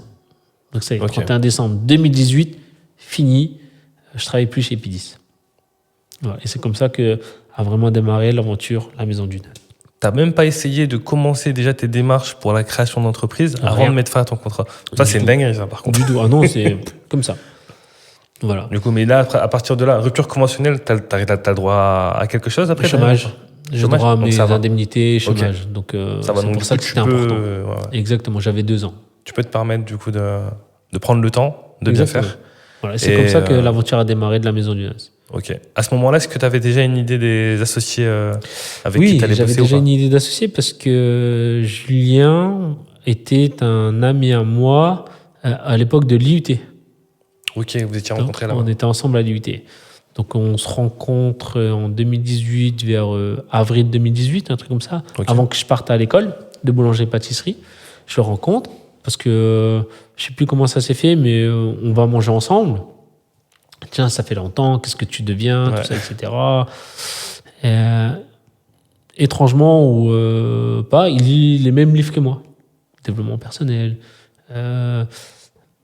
Robert Kiyosaki, enfin, tu vois, la route de 4 heures, je sais, enfin, je sais Ouais, plus comment la ça- semaine de 4 heures. Ouais. Voilà. Donc, il lit ce genre de livres, et comme par hasard, bah, ça crée du lien tout de suite, tu vois. Donc, lui aussi veut arrêter son travail. mais Vous ne sait pas comprenez, trop vous quoi êtes faire, vraiment voilà. sur le même mindset. Exactement. Lui, il fait de l'immobilier aussi de son côté, avec un pote qui s'appelle Mehdi, mais j'avais jamais rencontré Mehdi. Ok. Et après, un jour, il m'invite, donc je rencontre Mehdi, tout ça, etc. Mais pas de projet ensemble pour l'instant. Tu vois. Je finis pendant mon cursus, la veille de mon examen, il m'appelle. Bah alors, qu'est-ce que tu deviens, qu'est-ce que tu fais et tout. Je sais pas, écoute, là, je suis en train de... je finis mon examen, là. Je fais mon diplôme de pâtissier. Puis après, je compte ouvrir ma boutique de donuts et tout. Il fait, ah ouais, c'est quoi la boutique de donuts et tout. Donc là, je leur explique le concept de A à Z. Ok. Je leur explique vraiment le concept de A à Z, ce que je vais faire, le donut, l'artisanat, comment je vais faire ça, etc. Il dit, ah ouais, ça a l'air d'être cool comme idée et tout. Bah, c'était chaud, on s'intègre dans l'aventure. Ok. Il dit ça comme ça. Je Ça, fais, c'est bah, pas. Toi, t'avais pas d'abord. Tu partais pas de ce principe-là. Non. D'intégrer. Non, que ce non, soit avec toi. je voulais faire partais ça tout solo. seul. Parce que tu te souviens, je t'avais parlé d'une boutique de donuts sur Paris à laquelle j'allais tout le temps. Ouais. J'allais peut-être m'associer avec lui. Ok. Pour Lui, t'avais développer donné sa marque. énormément de conseils. Voilà, pour développer sa marque sur l'île. Ok, donc c'était plus un concept de franchise. Voilà, exactement. Donc, moi, mon premier objectif, c'était d'ouvrir sa boutique, son concept à Lille. Après, eux, Julien Midi se sont intégrés à moi comme ça. Donc, l'idée, c'était d'ouvrir la boutique de franchise avec Julien et Midi, ensemble. OK? Donc, je passe mon examen, je leur explique le concept et tout. Et au final, j'ai mon diplôme. Je discute beaucoup avec Julien Midi. On essaye de voir pour les financements par la suite. Et on voit qu'il y a un truc qui couac avec la boutique de donuts parisienne. Comme quand ils demandaient énormément pour leur franchise et tout. Enfin bref. Et au final, Julien et Midi m'ont convaincu de ne pas le faire avec lui et qu'on pouvait le faire ça ensemble à 3. Ok. J'avais rien signé. J'avais pas validé quoi que ce soit. Donc je disais, OK, ben on va faire ça comme ça. Tu vois. Donc je refuse l'idée de travailler avec la boutique de donuts sur Paris pour travailler exclusivement avec Julien et Midi. Et c'est à partir de là que j'ai commencé à travailler avec eux. On a commencé à développer les choses ensemble. L'ouverture, du coup, la création de la maison du donut. Voilà. Ça s'est fait. Tu veux savoir comment ça s'est fait, business plan, tout ça, etc. Pas réellement, plus au niveau fonds. Vous avez dû demander à la banque pour vous suivre? Alors, au niveau fonds, comment ça s'est fait? On a fait plusieurs rendez-vous banque, forcément. Pour une petite anecdote, on a été dans un espèce de, pas conférence, mais un lieu de rencontre où on pouvait rencontrer des banquiers, des avocats, tout ça, fait par un autre salon de thé. Donc, on a été invités. Et le propriétaire nous a dit, tiens, vas-y, vois avec cette banque-là, ce gars-là, il travaille pour telle banque, il va pouvoir t'aider comme il nous a aidés. Ok, parfait. Donc, on prend sa petite carte, on l'appelle, et on lui dit, voilà, on souhaite vous rencontrer, donc on le voit en rendez-vous. Il me regarde, il fait, oui, donc, messieurs, si j'ai bien compris, vous voulez ouvrir un restaurant asiatique? Je te jure, c'est vrai. Je te jure, il m'a même pas dit quoi, comment, hein, juste tout de suite. Là, mes yeux, ils ont fait ça. J'ai changé de regard d'un coup. T'as envie de te barrer à ce moment-là? Je voulais le taper. Bah ouais, je voulais le taper. C'est une dinguerie. Et mes deux potes, Julien Midi, savaient que j'étais assez, pas colérique, mais ce genre d'injustice, tu vois, je détestais ça, tu vois. Donc j'ai dit, non, c'est pas ça du tout. Il a pas ouvert le dossier? Et rien. Et c'est pour ça que j'étais très calme. Et on est parti de cette banque-là. On a fait plusieurs banques. On a fait notre banque qui s'appelle le CIC, Lille-Fives, avec un très bon jeune banquier, Antoine Journet, très gentil, très jeune. Il allait beaucoup aux États-Unis, donc il voyait les concepts de donuts. Donc lui, il nous a suivis. Il avait la vision. Il avait compris notre vision, tu vois. Donc lui a accepté le prêt. On est passé par des organismes, BGE. Ah oui, je connais. Ouais. Tu connais? Ouais. On est passé par eux pour construire le business plan. On a fait des espèces de pitch qui s'étaient très bien passés. On a fait des tests de donuts. Déjà, j'avais fait des tests, tout ça. Chez moi, j'avais acheté un petit bac à huile et tout. Où je faisais mes tests tous les jours. Je faisais des tests de donuts. Mais quand je dis tous les jours... Ouais, t'es perfectionniste. Et pour la petite anecdote, avant de revenir à ça, quand j'ai eu mon CAP, ma mère, elle m'a dit quoi? Tu sais que t'as un tonton à San Francisco qui a une boutique de donuts? Juste là. Elle m'a jamais dit ça avant. C'est juste un détail, tu vois. Pourquoi elle m'a pas dit ça avant? J'aurais été chez lui, quoi, tu vois, direct. Et c'était en septembre 2018, hein, tu vois, juste après mon diplôme. Donc je fais un petit rétro. Je suis OK, tu sais quoi? Je vais aller là-bas. Je suis parti 10 jours là-bas. Ok. Apprendre à faire des donuts avec lui. Sauf que moi, qui viens du monde artisanal, à l'école, je vois comment lui fait. Je vois comment on fait à l'école, ça colle pas du tout. Ouais. Son citron, sa crème citron, c'est des boîtes. Sa compote de pommes, c'est des boîtes. Enfin, tu vois, tout est à l'américaine. Ouais. Mais la chose que j'ai appris chez lui, c'est le savoir-faire de la pâte à donuts, les machines à utiliser, la difficulté que c'est, toutes les machines. T'as appris ce qui était bon pour toi. Mais c'était incroyable. Mon oncle, il avait 65 ans, il travaillait avec sa sœur. À deux, il produisait 1500, 3000 donuts par jour. C'est la folie. Pas qu'avec une patate, avec 3-4 patates donuts différentes. Je me dis, mais comment il faisait? Donc j'ai appris ça. J'ai appris ça là-bas en 10 jours. C'est incroyable, c'est des machines de guerre. Même moi, aujourd'hui, je ne peux pas produire autant qu'eux. Rien de surgelé, tout du frais. Incroyable. Je suis rentré dans un monde où J'apprends l'artisanat à la française. On travaille vite, Ok. mais comment dire, de manière artisanale. Mais eux, c'est des machines de guerre. Ouais, c'est une autre méthode âgé. de confection. Machine de guerre. En plus, ils mettaient leurs mains dans l'huile et Ouais. tout. Mais moi, j'ai essayé, je me suis brûlé, tu vois. Plusieurs fois, je me suis brûlé les doigts. C'était incroyable. Il y a aussi une demande derrière. Ouais, Il faut les vendre, les 1500, exact. 3000 donuts par jour. L'expérience, tu vois. Ils Ouais. avaient 3-4 boutiques. Tu vois, déjà, donc j'ai appris la manière de faire. Pas les crèmes, etc., mais la manière de faire des donuts. Voilà, donc petit aparté, je suis parti 10 jours à San Francisco là-bas pour apprendre aussi tout ce qui est matériel. Et ça nous a énormément aidé pour acheter du matos. Parce que sinon, moi, j'avais aucune connaissance du matériel à acheter. Bien Faire sûr. des donuts. Parce que, ouais, ces informations-là, tu vas pas les trouver sur Nulle des part. vidéos YouTube ou Nulle part. tuto machine donuts. Ouais, tu trouveras Tu rien. trouves rien. Et à cette époque-là, tu trouvais rien. Tu trouvais absolument rien. Donc, ouais, Partout. une mine d'informations. Exact. Donc, j'avais toute cette information-là, tout en moi, emmagasiné. Donc, janvier 2019, ça y est, je me lance dans l'aventure. On trouve les financements, on cherche le local.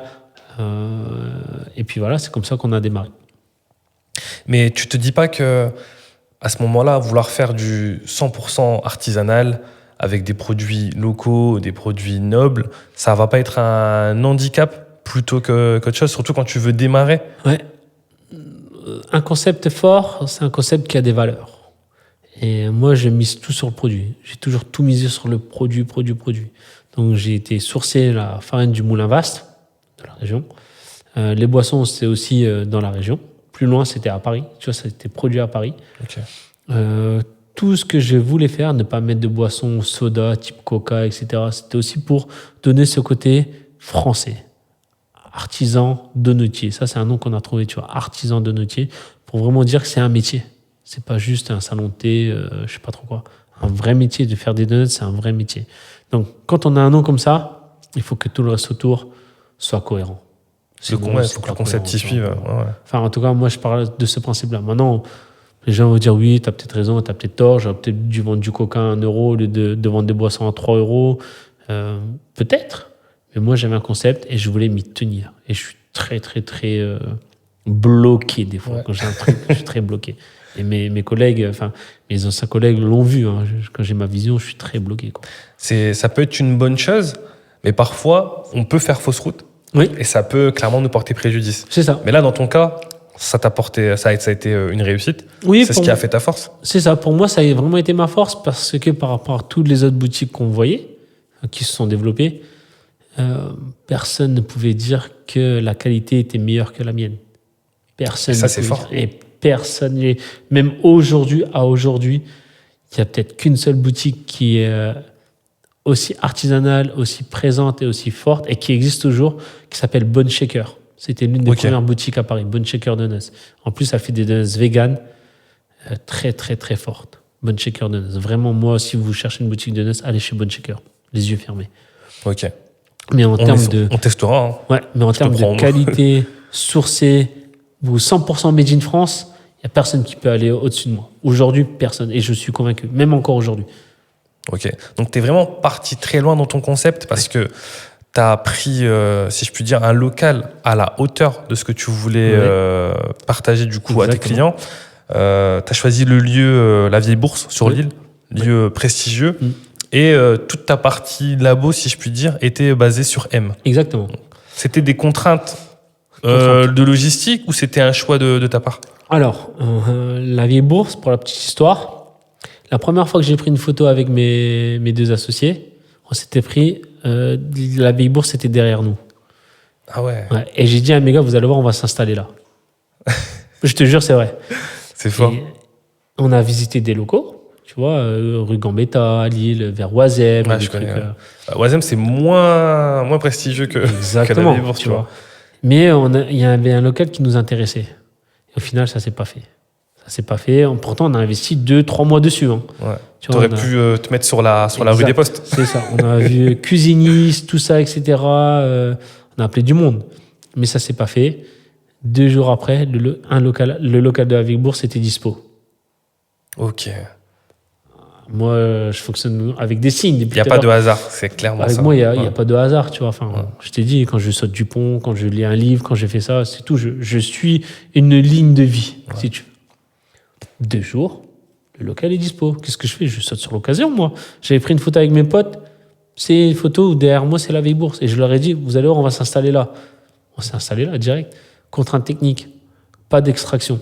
L'extraction, c'est ce qui permet d'évacuer la fumée et tout ça. Ok. Bâtiment très protégé, on peut pas faire ce qu'on veut. Ah, mais nous, on voit ça, on se dit non, on va pas lâcher la vieille bourse, c'est tout. On va chercher un local de production ailleurs. J'habitais sur M à l'époque. Je t'ai dit, j'avais acheté une maison sur M. Quoi de mieux que de M à côté de chez moi pour produire, vu que je suis seul à faire de la pâtisserie, tu vois, dans l'équipe.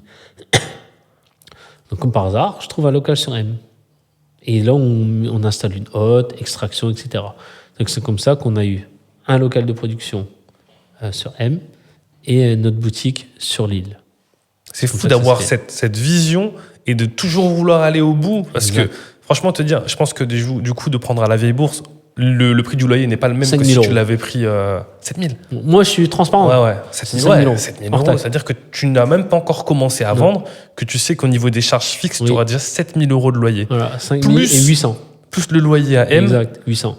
Les trajets effectués. Exact. L'organisation. Tout. Donc, ouais, en fait, j'ai l'impression que tu viens de te mettre des bâtons dans les roues directement avant même de commencer, tu vois. Perché, tu vois. Moi, j'ai mon idée. Et puis, tu vois, le local de la vieille bourse, on s'était dit, on reste 3 ans, les gars. On sera assez connus pour se mettre un peu partout où on veut. C'était notre objectif, tu vois, 3 ans. Parce qu'on sait qu'il était cher. Et c'est un bail 369. Donc, on savait que tout le matériel qu'on avait, on pouvait le transporter et le mettre ailleurs. Ok, donc là, vous aviez une petite échange de 3 ans. Voilà, on avait notre objectif. Objectif, c'était 3 ans. C'est comme ça que ça s'est fait. Non seulement, déjà, tu démarres avec, on ne va pas appeler ça ses contraintes, mais du coup, ses charges. Oui. Et donc, c'est 2019 2019, ouais. Et on sait qu'à partir de là, ce qui va nous tomber dessus, c'est le Covid. Voilà. Donc, on a ouvert le 28 octobre 2019. Une queue de malade et tout. On avait mis un slogan très, très, très, comment dire, punchy. Ouais. On a dit, pour ceux qui aiment les trous et en avoir plein les doigts. Grand panneau sur la vitrine. C'était ça, notre slogan. Ouverture, 28 octobre. Il n'y avait pas d'image de donuts ou quoi que ce soit. Il y avait tu avais fait appel à une équipe de communication ou vous avez tout géré vous-même? On a tout géré nous-mêmes. En fait, moi, je m'occupais de la partie pâtisserie. Mehdi voulait s'occuper de la partie communication, réseaux sociaux. Et Julien, partie administrative. Pas parce qu'il aimait ça, mais parce que par rapport à nous trois, c'était le plus sensé et le mieux adapté. Sa copine était avocate, était très, très, très carrée, très structurée. Donc forcément, elle pouvait l'aider aussi là-dessus. Et dans le lancement et tout, tu penses que tout le monde a réussi à trouver sa place et chacun a fait sa part du job? Je pense que chacun a fait sa part de job, sa part du boulot, mais j'étais toujours un peu plus moteur. C'est-à-dire, je regardais toujours un peu de tout. Vu que c'était moi qui avais cette vision, vu que c'était moi qui étais au cœur du projet, c'est toujours moi qui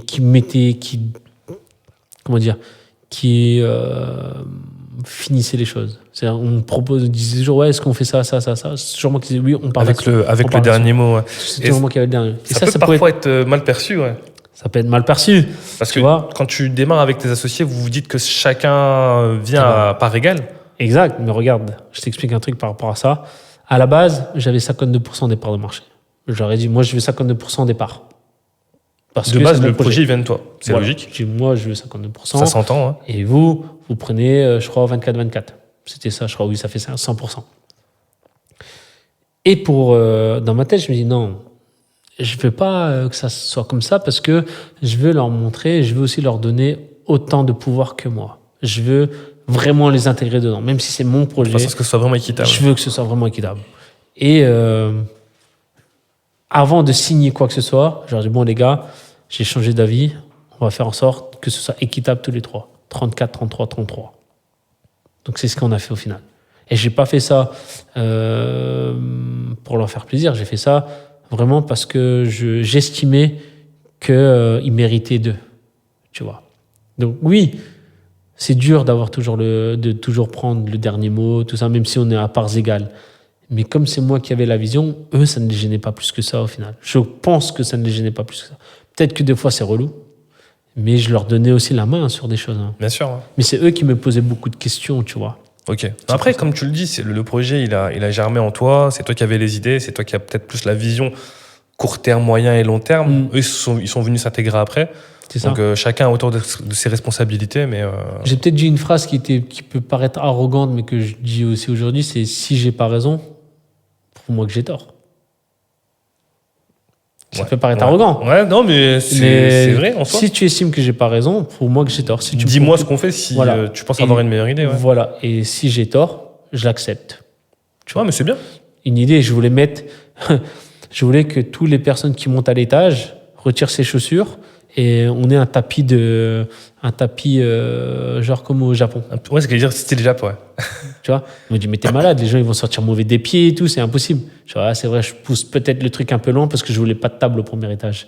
Je voulais qu'ils mangent genre par terre. À terre. Ah ouais, non, c'est compliqué. J'étais loin. Ouais.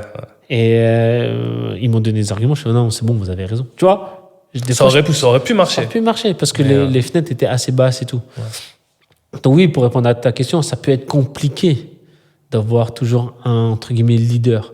Mais on a toujours fonctionné comme ça. Mais il en faut un. Il en faut un. Parfois, vous êtes là, il y a de la décision, personne ne prend de décision, on laisse tourner, c'est pas forcément bon. Moi, je prends toujours l'exemple d'animaux. C'est ça que j'ai lu dans un livre. Qui est le hibou, qui est le lièvre et qui est la tortue. Tu vois. Ok, lièvre, tortue, je connais, mais du coup, le hibou... C'est celui qui observe. Ok. Le lièvre, c'était moi. Fonceur, action, direct. On teste, on fonce et je regarde pas les conséquences. Tu vois, moi, je suis quelqu'un qui teste. Viennoiserie, tourrier, j'avance, tu vois, dans ma vie. Mehdi, c'était le hibou, celui qui un peu observe. Tu vois, observe, prend pas forcément des décisions, mais qui va poser des questions. Et Julien, c'était plus la tortue, partie administrative. Ah non, moi, les gars, il y a ça, les chiffres, ceci, cela. Donc, on était plutôt bien répartis, tu vois, dans ces rôles. Je pars toujours de ces rôles-là, tu vois, pour pouvoir définir des individus. Ok, ouais, mais c'est top. Donc du coup, vous faites le lancement qui marche très bien avec votre com. Voilà. Et peu de temps après, du coup, on a le Covid qui débarque. 17 mars, je retiens la date, 17 mars 2020. Pourquoi je retiens la date? Parce qu'on avait fait une grosse com avec, à l'époque, Benjamin Clippé, qui a Lille Addict aujourd'hui. Ok. Et la com plus l'engouement des donuts nous a fait un boost monstrueux janvier, février, mars. Mais quand je dis monstrueux, j'avais fait premier Saint-Valentin, des donuts en forme de cœur. Ok. J'en avais fait 200. J'ai ouvert à 11h. À 11h30, j'en avais plus. Ah ouais. Et je devais fermer ma boutique. J'avais plus de donuts du tout. En espace d'une heure, j'avais tout vendu. 11h, 11h30, allez hop. Ouais, midi, j'avais tout fait. Je pouvais plus produire, tu vois, je faisais de l'artisanat. Ok, donc c'est dès que t'en as plus, la boutique elle ferme. Ouais, je pouvais plus parce que sinon c'était faire des allers-retours et tu vois, j'avais pas de méthodologie là-dessus. Ok. Donc on en produisait quand même beaucoup. Donc victime de ton succès à ce moment-là. Exactement. Et on s'était dit, bon les gars, il est temps, là ça y est, mars, il est temps de gonfler la production, de changer de local, de prévoir ou d'avoir un nouveau local.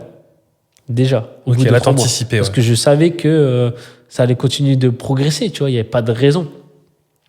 Donc on était déjà intéressé par MacArthur Glen, par d'autres sites, changer de notre local de production ou acheter du matériel. Ok. Et là, il y a le Covid.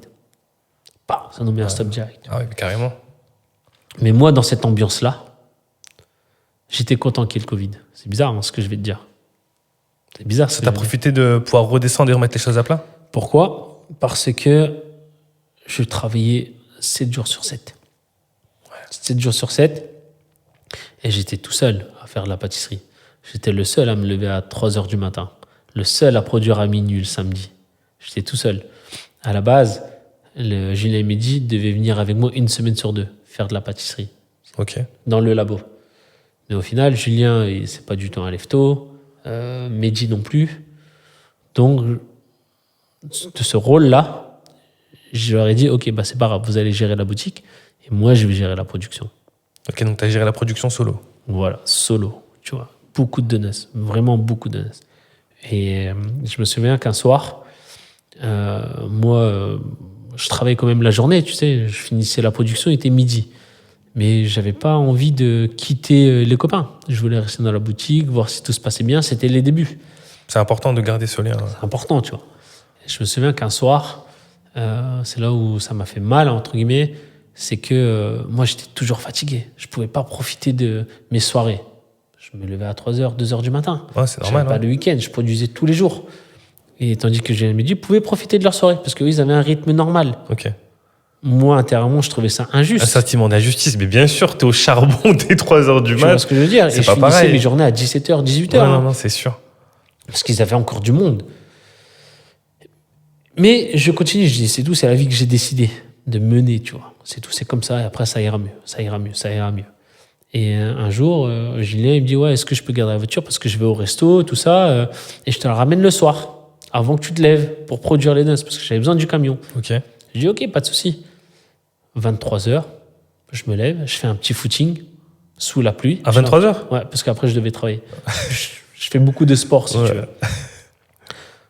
Julien n'est pas encore là, donc je fais mon footing, je rentre, et là, je vois qu'il rentre à minuit. Ça me fait un choc. Ouais. Parce que lui, il recommence le lendemain à 6h, 7h, et moi, je dois déjà aller travailler. Je dis, ouais, mais en fait, c'est pas juste. C'est On pas du soit tout venu le pour même profiter style sa de vie, soirée, ouais. tout ça. Ouais. Avec Mehdi, ils allaient avec des potes et tout. Moi, je pouvais pas, tu vois. Donc, je trouvais ça injuste. Et dans cette injustice-là, le Covid était venu. Ok. Et j'étais très fatigué à cette époque. Mais quand je te dis très fatigué, C'était une aubaine pour pouvoir avoir un peu de calme voilà. et Et je pouvoir l'ai, se reposer. Ouais. voilà. Mais je l'ai dit à personne, ça. T'es le premier à le savoir. Dans l'interview, vous êtes Ah le ouais, premier à ouais. savoir le sentiment que j'avais d'injustice. Ça, c'est un truc que tu gardes en toi. Ouais. C'est Je garde en moi, tu vois. Et le matin, pour motiver, je crie dans la voiture. Ah, allez, tu vois. Pour ne pas, pour déstresser, tu vois, de toute cette injustice, entre guillemets. Covid est arrivé. Je dis, les gars, c'est très simple, laissez-moi une semaine de repos. On a tout fermé, tout closé. C'était dur, je devais montrer bonne patte aux clients, dire ouais, on est désolé et tout. Mais moi, intérieurement, j'étais content. Tu jubilais, ouais. J'étais content, j'avais besoin de ce repos, tu vois. Ouais, ouais. Mes deux potes étaient à fond, hein, la maison du Nest et tout. Mais moi, je pouvais pas leur dire que, les gars, je suis fatigué et tout. Vous me demandez beaucoup et tout. Donc, j'avais besoin de me reposer. J'avais besoin de refaire du sport à fond. Surtout que je pense que tu te dis, c'est le début, c'est le lancement. Je peux pas me permettre de venir plomber un peu l'équipe en leur C'est disant, ça. j'arrive pas à Exactement. suivre la C'est cadence, ça. je suis beaucoup trop Et je fatigué. voulais pas. C'est sûrement ma faute à moi, tu vois. De vouloir tout assumer, de vouloir. Parce que tu vois, là, maintenant, avec du recul, les reculs que tu as, tu aurais peut-être embauché quelqu'un. Tu Sûr. l'aurais formé.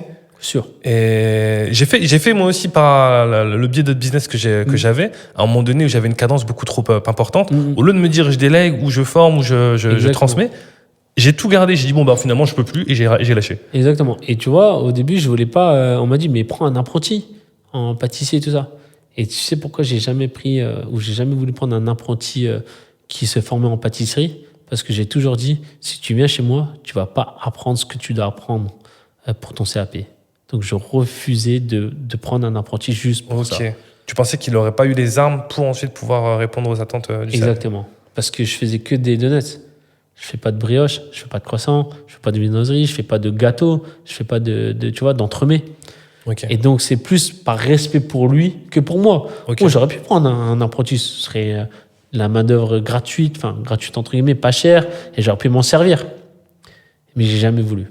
Mais même un employé lambda, tu pouvais pas prendre une personne et la Mais c'est former. ce que j'ai fait après. Ouais. C'est ce que j'ai fait après le Covid, tu vois. Ok. C'est ce que j'ai fait après le Covid. Et du coup, pendant le Covid, vous vendez plus rien. Il n'y a pas de livraison qui se On font. vend plus rien. Après, on a décidé de faire de la livraison. Donc, ça a très bien fonctionné. Donc, Ce qui vous permet de tenir et de pas fermer boutique. c'est ça. Après, on avait de la trésor. On avait pas mal de trésor de côté. Donc, on Ok. comptait sur cette trésor-là. Et moi, je peux te dire que faire quelques donuts, c'était bien parce que ça me permettait de me reposer. Je ne devais pas me lever à 3h du matin. Je peux me lever à 6h. C'était beaucoup plus simple au niveau de la gestion. Je dormais beaucoup mieux. J'étais moins fatigué. Et puis, même pendant le Covid, je me lançais des propres défis à moi-même.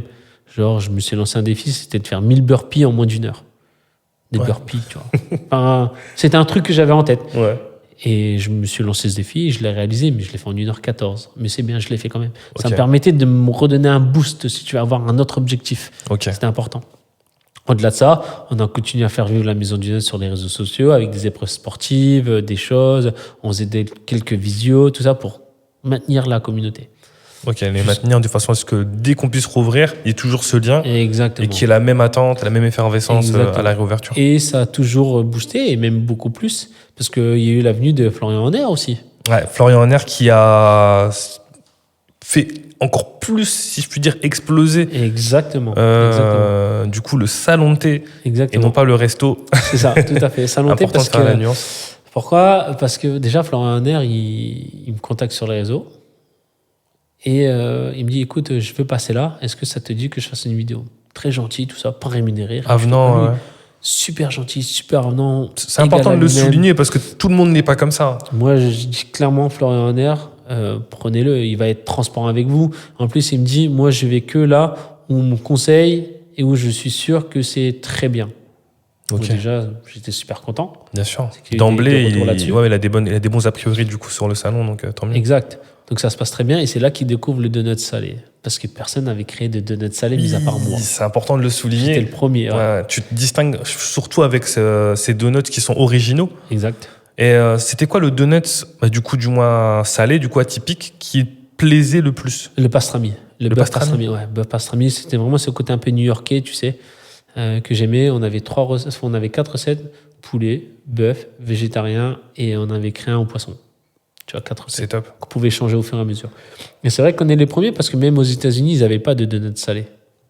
Ah ouais. Non, c'est vrai que c'est. Ils avaient des pancakes, des genres de croque-monsieur, tu sais, toastés, Ok. comme dans les boutiques de donuts. Hein. Ils n'avaient pas de donuts salés. Et cette idée-là est venue de ma femme aussi. Bah, décidément. Elle m'a dit, bah, t'as qu'à faire des donuts salés. Et c'est Décidément. elle qui a créé quelques recettes. C'est fort. Elle est forte. Très, très, très forte. Merci, Vraiment. mesdames. Merci beaucoup. Vraiment, merci beaucoup. Donc, c'est comme ça, elle est venue. Et c'est là qu'il a découvert le donuts végétarien avec le brie de meaux AOP. Tu vois, je prenais que des bons ingrédients, brie de meaux AOP, avec du balsamique italien, avec de la roquette. Enfin, vraiment, concombre. Enfin, des vraies recettes originales. Non, c'est fou. Les recettes sont incroyables. Le Merci. service est incroyable. Le lieu est idyllique. Tout le monde apprécie. C'est ça. Ça s'enchaîne parce que tu finis par devenir champion de France, Ouais. maître donutier. C'est ça. Mais avant ça, on a eu pas mal de péripéties avant ça. Hein. Avant ça, ce qu'il faut savoir, c'est que Julien et Mehdi ont quitté l'aventure. Ah, ça se passe avant ça. Ça se passe avant ça, ouais. Ça se passe avant. On a fait 2021. Ok. 2022, très gros chiffre d'affaires. Ok. Très bon chiffre d'affaires, tu vois. Et 2022-2023, on est en pourparlers pour MacArthur Glen. Ok. Donc du côté de Roubaix. Voilà, MacArthur Glen de Roubaix. Et là, encore une fois, dans mes idées folles, je dis, non, je ne veux pas faire un kiosque comme tout le monde, avec une caravane, tout ça. Je fais un truc original, en forme de rond, avec une sphère. Ouais. On peut intégrer à l'intérieur, on peut tout se mettre à l'intérieur, avec des tables autour. Donc, on crée un projet avec une architecte. Ok. On crée le projet. On va elle envoie ça en Allemagne pour faire le projet. Et entre-temps, tu vois, ça prend du temps. Donc, on loupe la première année avec MacArthur Glen parce qu'on était trop long. Ok. Entre-temps, il y a le Covid aussi. Bien sûr, ça joue à tous les décales. Ensuite, l'année suivante, 2023, fin 2022-2023, le projet avance. Il y a un gros budget, une grosse enveloppe. Et il y a aussi le Bring Café qui nous sollicite pour utiliser nos produits pour le salon de thé de chez eux. Eux, ils sont basés sur Oisem. D'accord. J'ai dit pourquoi pas, c'est de la vente C'est top, complémentaire. bien sûr. Beaucoup de péripéties avec le Bring Café, parce que très mal organisé, tout ça. Encore une fois, moi je suis transparent, ils pourront en parler, très mal organisé. Et là, Julien et Mehdi commencent un peu pas à péter un plomb, mais ils s'agacent. Ils s'agacent parce que c'est très mal organisé. Et nous, entre-temps, les chiffres d'affaires... Mais du coup, qu'est-ce qui fait que c'est mal organisé en fait? Chez eux, ouais. Ils venaient d'ouvrir, mais ils connaissaient rien au niveau du service, au niveau des produits. Ah, d'accord. Tu vois, c'était très mal organisé. Ils n'étaient même pas capables de renseigner le client quand il demandait quel non, type ça de sentait la fumée, tout ça. Le serveur qui était là, c'était barré aussi, le jour même, parce qu'il y avait trop de monde. Ok, donc vous, ça impacte votre image aussi? Ça impacte un petit peu, tu vois. Ouais. Et entre-temps, les chiffres d'affaires ne croient pas plus que ça. On commence à stagner, mais on embauche. Entre-temps, entre 2022 et 2023, on embauche beaucoup de monde. Vous embauchez combien de personnes au final? On était à peu près 8. 8 personnes. Beaucoup de monde. Donc, pourquoi 8 salaires, c'est plus pareil. Hein. Voilà. Pourquoi? Parce que il y a MacArthur Glen qui arrive. Ah donc ouais, tu as anticipé pour l'ouverture du coup à MacArthur. Voilà, moi j'ai toujours prévu d'anticiper. Pas de prendre au dépourvu. Voilà, donc on a 3 personnes en communication, 1 personne en pâtisserie, un autre employé, 5 plus nous 3, ça fait 8. Tu vois, je te mens pas. 8 employés. Donc on anticipe MacArthur Glen. Et pendant qu'on a ces 8 employés-là, les chiffres baissent, la trésorerie baisse. Pourquoi? Beaucoup d'employés. Les charges, elles montent. Et le chiffre d'affaires stagne. Tu vois. Et je m'ai dit, ça y est, ils sont agacés. 2023, ils sont agacés, un peu pris de panique parce que le Bring, ça ne fonctionne pas. MacArthur, ça avance pas. Et les chiffres diminuent. Ils sont en baisse. Ouais. Tu vois, et ça fait quand même depuis 2019, 4 ans qu'ils sont dans l'aventure. Un soir du Bring, on mange ensemble. Mehdi me fait part qu'il a envie de partir et qu'il en avait déjà fait part à Julien parce qu'ils avaient déjà mangé ensemble un soir. Moi, je pouvais pas parce que je travaillais. Et comme tu l'avais dit, eux, ils étaient déjà potes. Très proches, Ouais. voilà. Et toi, ensuite, tu as découvert Mehdi par le biais de... Voilà. Et moi, j'apprends ça sur le tas. Je dis, mais les gars, pourquoi est-ce qu'on n'en parle pas avant, tu vois? Bah ouais, on aurait pu essayer de trouver des solutions. Enfin, le mieux, Voilà. c'est de communiquer. Donc, j'étais déçu. J'étais déçu de ça. Au final, ils décident de quitter l'aventure. Pas forcément bien de mon point de vue, mais Ouais. bon, c'est tout. Ils quittent l'aventure. Et je rachète leur part avec d'autres associés, des amis à moi, avec qui ça se passe très bien. Ça se passait vraiment bien. Mais ouais, j'avais toujours le problème de la masse salariale qui était là. Et la Maison Dios continue son chiffre d'affaires, mais n'augmente pas.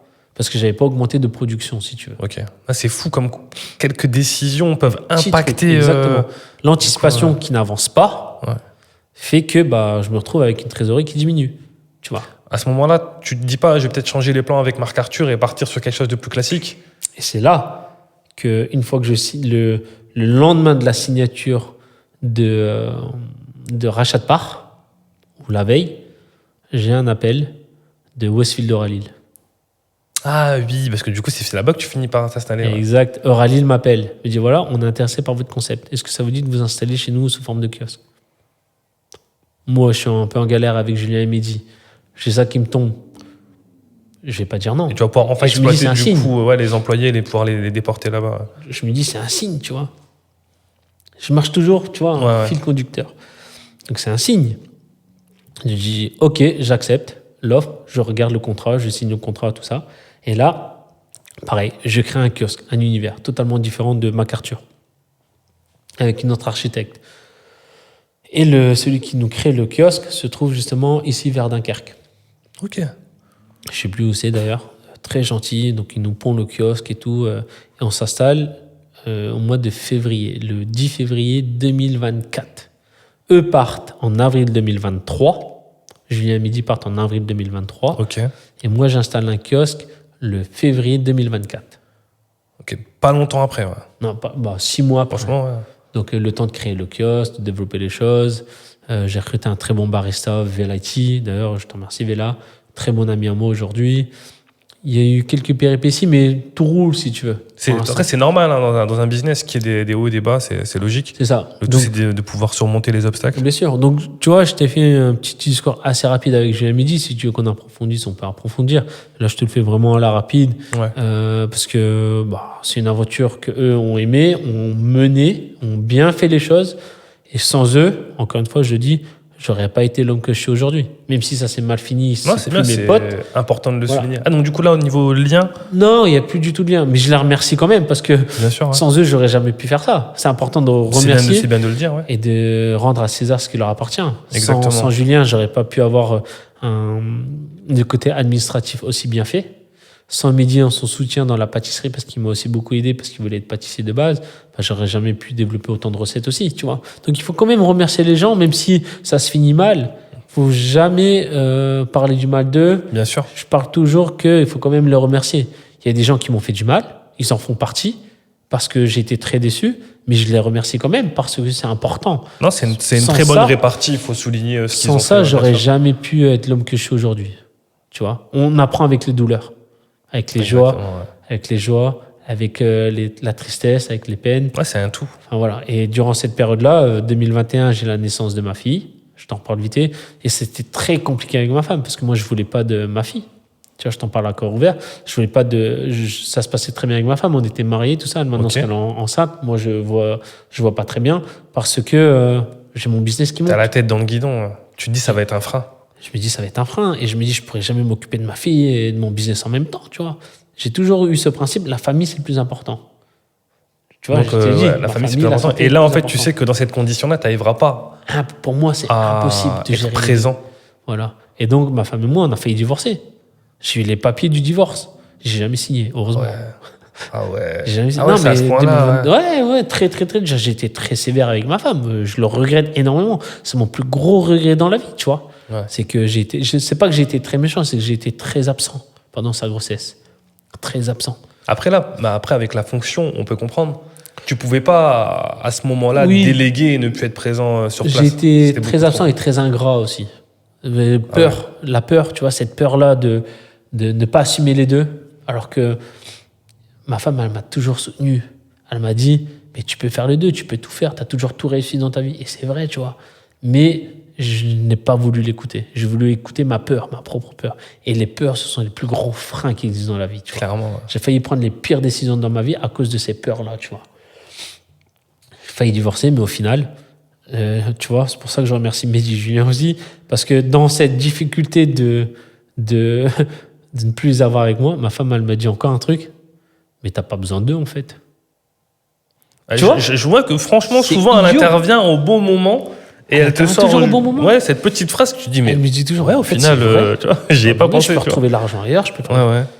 Et c'est comme ça que j'ai pas redécouvert ma femme, mais c'est là où j'ai su que c'était la femme de ma vie pour toujours et que c'était vraiment quelqu'un avec qui je pouvais lui faire confiance à 100%, qu'elle n'a pas tort. C'est vraiment un vrai bras droit, j'ai Ouais. l'impression dans ton Vraiment. business, ouais.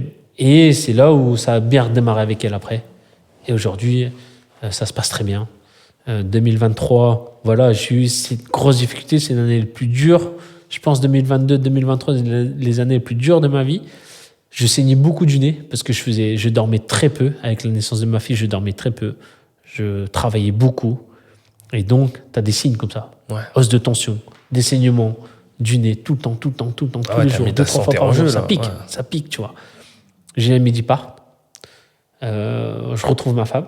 Parce que pendant 1 an et demi, on communiquait, mais juste pour la petite. Je retrouve ma femme. Je pars en vacances. Je Soulagement. souffle, ouais, bien sûr. Voilà, tu vois, on part en vacances avec elle, ça se passe très bien. Septembre 2024, nouvelle aventure, nouvelle équipe. Tac, on repart. En avance avec septembre 2023, on reprend, pardon. Nouvelle aventure. Westfield Rally qui m'appelle. J'avance avec Westfield. Février, L'ouverture. j'ouvre Rally. Entre-temps, j'ai le concours du meilleur donneuse de France. Qui me demande de faire le concours, à ton avis? Qui me dit inscris-toi? Ta femme? Non. J'étais à Disney ce jour-là. C'est Monsieur Moron, le PDG de... Là où tu bossais avant? Là où je bossais avant. Qui me dit, Incroyable. Meng, il m'envoie un texto, j'ai vu un concours, le concours du le meilleur donneuse de France, vous devrez vous inscrire. Parce qu'il venait de temps en temps à la maison du donneuse. Incroyable. Vous avez Tu vois, gardé il lien. m'a toujours C'est gardé vraiment le lien. fort. Tu vois, Il m'a donné des conseils. T'as des personnes qui se seraient dit, bah voilà, il a quitté la boîte, je tire un trait sur lui, Non. il nous a trahis, etc., etc. Toujours Et, été un mentor pour moi. Toujours, il m'a toujours dans mes décisions. L'humain, franchement. Exactement. Et quand je lui ai parlé de cette histoire de maison du donneuse, c'est pour ça qu'il a accepté la rupture conventionnelle. Il m'a dit, Meng, on ne travaille pas avec les banques. Il m'a dit comme ça, travaille pas avec les banques. Moi, je vous apporte l'aspect financier. Vous avez vos bureaux là dans mon siège. Je prends que 10% départ. Vous gérez le reste. Il m'a dit ça. Sérieux? Ouais. Je te jure, il m'a dit ça. Et j'ai refusé. Pas par manque de respect pour lui. Au contraire. Ça m'aurait aidé sur tellement de choses. Parce que Bien sûr, il sur a tous la les vision, aspects. Ouais. Il a une vision de malade sur le business et tout. Il a toujours voulu ouvrir une boulangerie aussi. Mais c'est parce que j'ai voulu garder la main sur mon projet. C'est peut-être ça. le côté un peu égo, Ouais. mais c'est surtout que, non, pour moi, c'était pas le côté égo, c'était que comme je le voyais comme mon mentor, comme un vrai père dans le business, il m'aurait dit quelque chose, j'aurais dit oui. T'aurais Tout pas bêtement. évolué de la même façon. Voilà, j'aurais suivi tous ses conseils à 100%. Je ne me serais voulais même pas posé de ouais, questions. Faire tes propres erreurs et apprendre sur le tas. Voilà, Et, c'est surtout pour ça. C'est même pas de l'ego, tu vois. C'est, je sais qui j'étais face à lui. Face à lui, je suis une fourmi, tu vois. Je suis rien, tu vois. Je sais ce qu'il fait. Je sais ce qu'il m'a apporté. Et le jour de l'ouverture, il était là. Le jour où j'ai invité mes fournisseurs, il était là. Il venait aussi de temps en temps avec sa femme. Il m'a Non, toujours le lien- soutenu, tu le vois. lien, Il il m'a est fort. toujours- Donc, c'est lui qui m'a dit ça. Et je lui dis, je vous prends au jeu, je m'inscris et j'arriverai premier. Tu vois? Je te jure, c'est vrai. Qu'est-ce que j'ai fait? Je me suis inscrit au concours. C'était en décembre. J'ai inscrit au concours. J'ai une visio. Il me pose des questions. On est combien de participants? Une soixantaine de participants. À la fin, on arrive, on est 4. Donc sur 60 candidats, je me retrouve avec 3 autres candidats. Février, il y a l'ouverture de Euralille. Un peu galère, l'ouverture. Comme toutes les ouvertures. Hein. L'ouverture se passe très bien. Ok. Le concours, c'est en mars-avril. Bon, il me reste 1 mois pour m'entraîner. Parce que c'est sous leurs conditions, eux. Leurs conditions, eux. Donc, je m'entraîne énormément avec mon cousin. Tu vois, parce que, voilà, il est pâtissier, donc il peut m'aider, tout ça, avec mon cousin. Et je fais le concours. Je gagne le concours. Mon frère est là. Je gagne le concours. Meilleure donneuse de France 2024. J'ai le trophée et tout, chez moi, tout ça. Donc, super. Ma femme, elle m'a dit, de toute façon, je savais que tu allais gagner. Ouais. Tu vois? Et c'est incroyable aussi pour la visibilité. Ça donne Pour la encore plus de visibilité. crédibilité. Incroyable. Voilà. T'as jamais eu, toi, le syndrome de l'imposteur en ouvrant la maison du donut? Toujours. Je l'ai eu à 100%. Je me suis jamais senti légitime. Même aujourd'hui, je me sens pas encore légitime. Même après avoir gagné ce Ouais. concours-là. C'est C'est dingue. bon. Donc Tu sais pourquoi? Parce que je me sens jamais vraiment comme un vrai pâtissier. Parce que t'as pas Pourtant- fait toutes les gammes comme les autres l'ont fait. Ouais, je pense que c'est pour ça, mais c'est aussi parce que je faisais que du donut.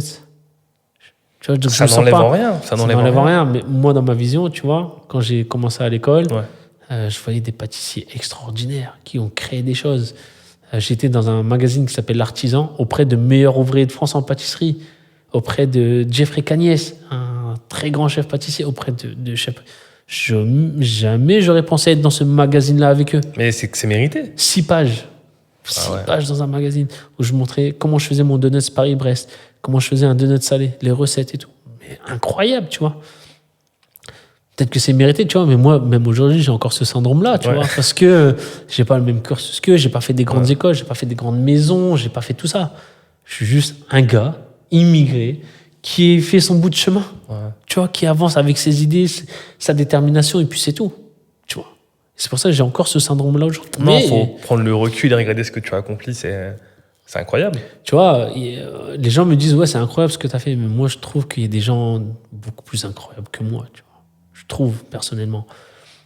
J'avance, j'ai ce titre, plein d'abonnés, plein de trucs, tout le monde me félicite. Xavier Bertrand Ah ouais. m'envoie un courrier, félicitations pour ce titre, nanana. Instagram, je lui envoie un message sur Instagram. Je dis, bah venez, monsieur Bertrand, je vous invite à déjeuner avec moi pour qu'on discute politique. Moi, je voulais déjà leur dire, les loyers sont trop chers. Il y a des choses qui vont pas. Il y a des choses qu'il faut régler parce que Lille, j'ai toujours voulu mettre en avant Lille. Je viens de Lille. Je suis lillois. J'habite à Roubaix. Mais j'ai toujours connu Lille et j'ai toujours dit, Lille, c'est la meilleure ville de France. Pourquoi? Parce que vous êtes proche de plein de grosses villes. Londres, Paris, Rotterdam, Exactement, Amsterdam, ouais. Bruxelles. Il y a plein de grosses villes autour. Vous avez la mer à côté. En plus, les plages, elles sont incroyables dans le nord. Les gens disent, oui, il fait froid, blablabla. C'est que du blabla. Hein. Ils viennent tous par ici. Hein. Voilà, Quand il commence à faire trop chaud dans le sud, ils viennent tous par ici. Toi-même, tu sais, tu vois. Et ça va être de plus en plus. Ouais. Donc, moi, j'ai toujours voulu mettre en avant Lille. Avec mon équipe de danse, Haute-Lan, on a dit Lille. La maison du donut, c'est Lille. Les produits, ils viennent de Lille. J'ai toujours voulu mettre un point sur Lille, tu vois. Pas Haute-France, Lille. Ouais. Point.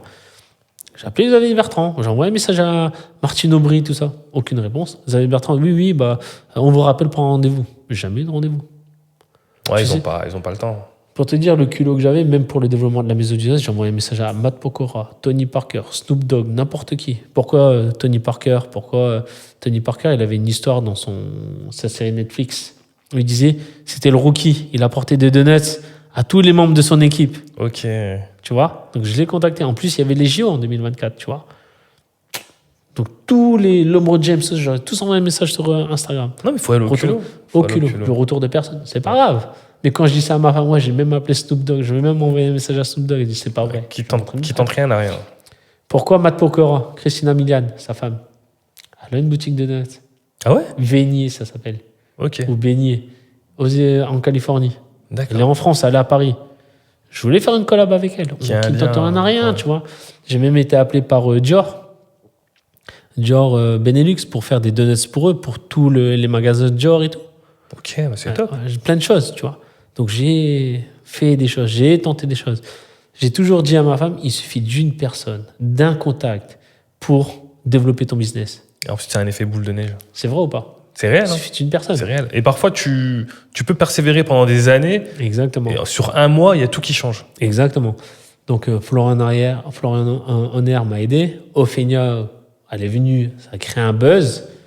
Mais un bon buzz comme un bad buzz. Toutes les personnes de la mairie m'ont assassiné. Ah ouais? Bon, j'ai eu, je crois, 3 amendes ce jour-là, de la mairie. Parce qu'il y avait une grosse file d'attente. C'était Ah ouais. canicule, grosse file d'attente. Oui, c'est inadmissible, il n'y a pas d'eau pour tout. J'avais mis des bonbonnes d'eau. Ouais. Tu vois, libre service. Amende. Pourquoi? Parce que j'avais pas le droit de mettre ça sur la route. Amende, il n'y a pas de barrière. J'ai reçu une amende. Je mets des barrières. Amende, vous avez mis des barrières. C'est pas avec... mais j'ai reçu 3 amendes le jour même. Qui se contredisent. Et j'ai pété un plomb, moi. J'ai dit, mais je suis là, je crée de la visibilité pour la ville. Bien sûr. Hein. C'est ce que j'ai reçu comme article. Oui, inadmissible. Une Instagrammeuse très connue vient en anonymat et on n'a pas fait de communication, on n'a pas prévenu la mairie. Martine Aubry, je pense qu'elle voulait être là, j'en sais rien, je dis une connerie. Mais voilà, tu vois, ils auraient voulu être présents ou je sais pas trop quoi. Ça fait différemment. Ils se sont sentis mis de côté alors Oui. que tu mets toujours en avant l'île. Alors que moi, je mets toujours en avant l'île. C'est un peu, Je mets c'est un peu toujours en injuste. avant, tu vois. Et ils se sont, je pense, sentis mis de côté alors que ça s'est pas fait à l'arrache. Mais ça s'est fait convenablement. J'avais tout mis en ordre pour que ça se passe bien. Ouais, mais c'est politique. Voilà, C'est politique. donc pour te dire, voilà, titre champion de France, j'ai les remerciements de Xavier Bertrand. Moi, je n'hésite pas à donner son nom parce que c'est vrai et je peux montrer encore les messages sur Instagram s'il veut, il n'y a aucun problème, Ouais. je suis transparent. Tu vois, jamais de retour. Je gagne le concours, mais la maison de jeunesse fonctionne pas plus que ça. J'ai des chiffres qui fonctionnent. Euralil, ça fonctionne, mais ça fonctionne pas. Ça fonctionne, mais ça fonctionne pas. J'ai des employés, j'ai 11 employés à gérer. 11 employés. Pourquoi ça fonctionne, pourquoi ça fonctionne pas, je ne sais pas.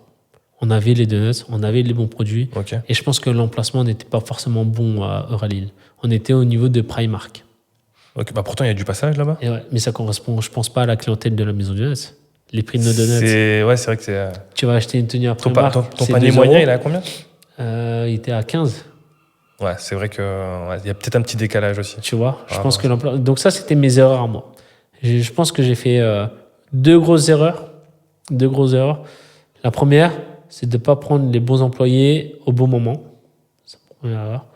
La deuxième erreur, c'est de pas avoir mis plus de barrières avec mes employés. J'étais trop ami avec mes employés. Trop Ça, amical. c'est ce que je ressens. Après, la troisième, bah, l'emplacement, tu vois. Ok. J'aurais peut-être dû plus stabiliser les choses et ensuite faire du développement. Mais en termes d'emplacement, sur l'île ou ailleurs? Sur l'île, tu vois, Euralil, c'est un bon emplacement, mais c'est pas ce qui m'a apporté la meilleure visibilité. Ok. J'ai mis trop d'investissement par rapport à ce que ça pouvait me rapporter. Ok, ouais, je Je comprends. pense que ça, ce sont mes erreurs. Parce que je pense que tu avais bâti une notoriété assez grande pour ne pas avoir forcément besoin d'aller à Euralil. C'est ça, exactement. J'aurais pu m'installer ailleurs. J'aurais pu Ouais, m'installer ailleurs. clairement, ouais. On m'a dit, installe-toi dans une autre galerie ou dans une autre ville. Oui, c'est vrai, mais après, il y a la logistique à gérer. Tu vois. Ouais, c'est pas facile. Donc, les mois passent.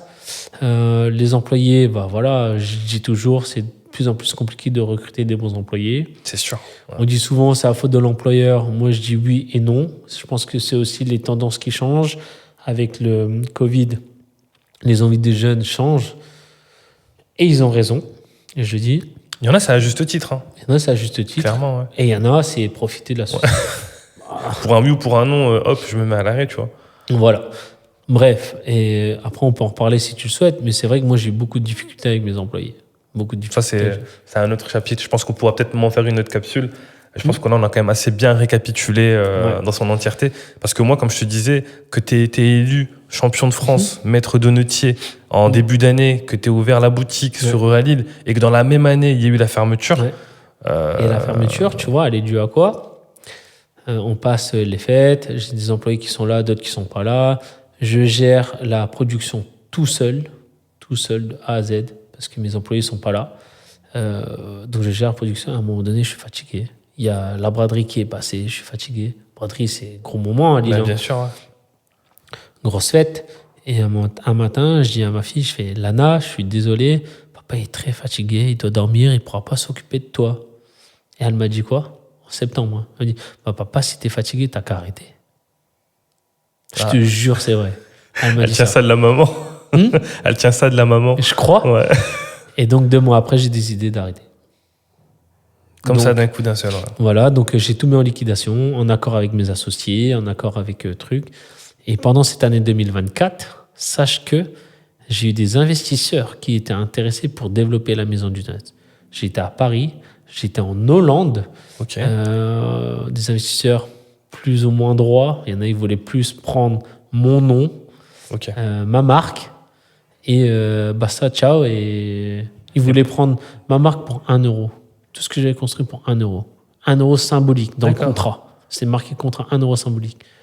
Mais je leur laisse tout. Impossible, moi, c'est mon truc. Bah oui, non, tu peux donc j'ai préféré tout liquider. C'est préférable, je pense. Voilà, donc annonce, liquidation. Dernier jour d'ouverture, c'était le 30 novembre. Une semaine avant, c'était Euralil. La semaine d'après, c'est Boutique de Lille. Donc c'était un déchirement pour moi. Ouais, ce que j'allais te demander. Déchirement, soulagement? Déchirement, peur de décevoir les gens, l'incompréhension des gens, et soulagement parce que je savais que c'était le bon moment par rapport à ma fille, par rapport à mon aventure, par rapport à tout ça, et que si je devais recréer, je sais exactement comment faire aujourd'hui. Ouais, ça a été un choix fort.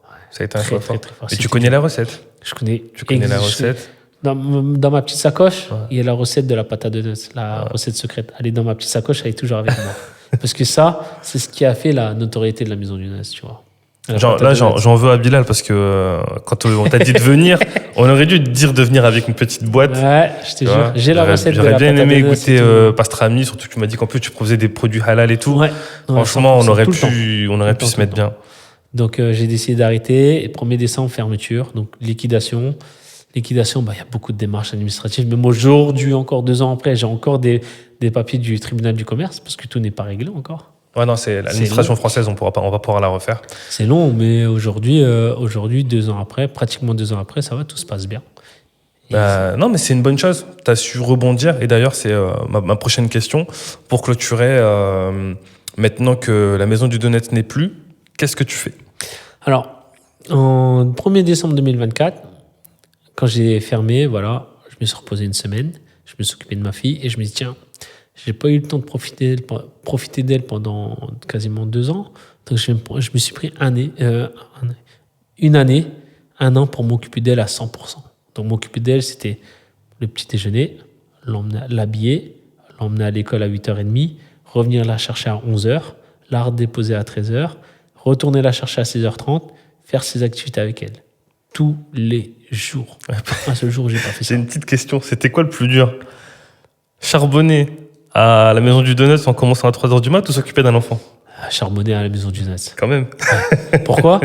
C'est bizarre, hein? Mais ma fille, elle est adorable. Je dis pas ça parce que c'est ma fille. Ouais. Mais une petite anecdote, quand elle était petite, un jour, je l'avais dans sa berceuse. C'est moi qui devais la ramener à la maison. Et j'étais extrêmement fatigué. Et j'ai dit à ma fille, Lana, s'il te plaît, reste dans ta berceuse. Laisse-moi fermer les yeux 15 minutes. Et après, je m'occupe de toi. Je te jure, j'ai fermé les yeux. Et elle a commencé à crier. J'ai regardé mon téléphone, ça faisait 15 minutes. Je te jure, c'est vrai. Elle n'a pas bougé, elle n'a pas pleuré, rien du tout. Ouais. C'est incroyable. C'est vraiment, mais c'est des anecdotes vraies. Hein, tu vois, on peut me dire, ouais, il est fou ce type, mais je te jure, c'est vrai.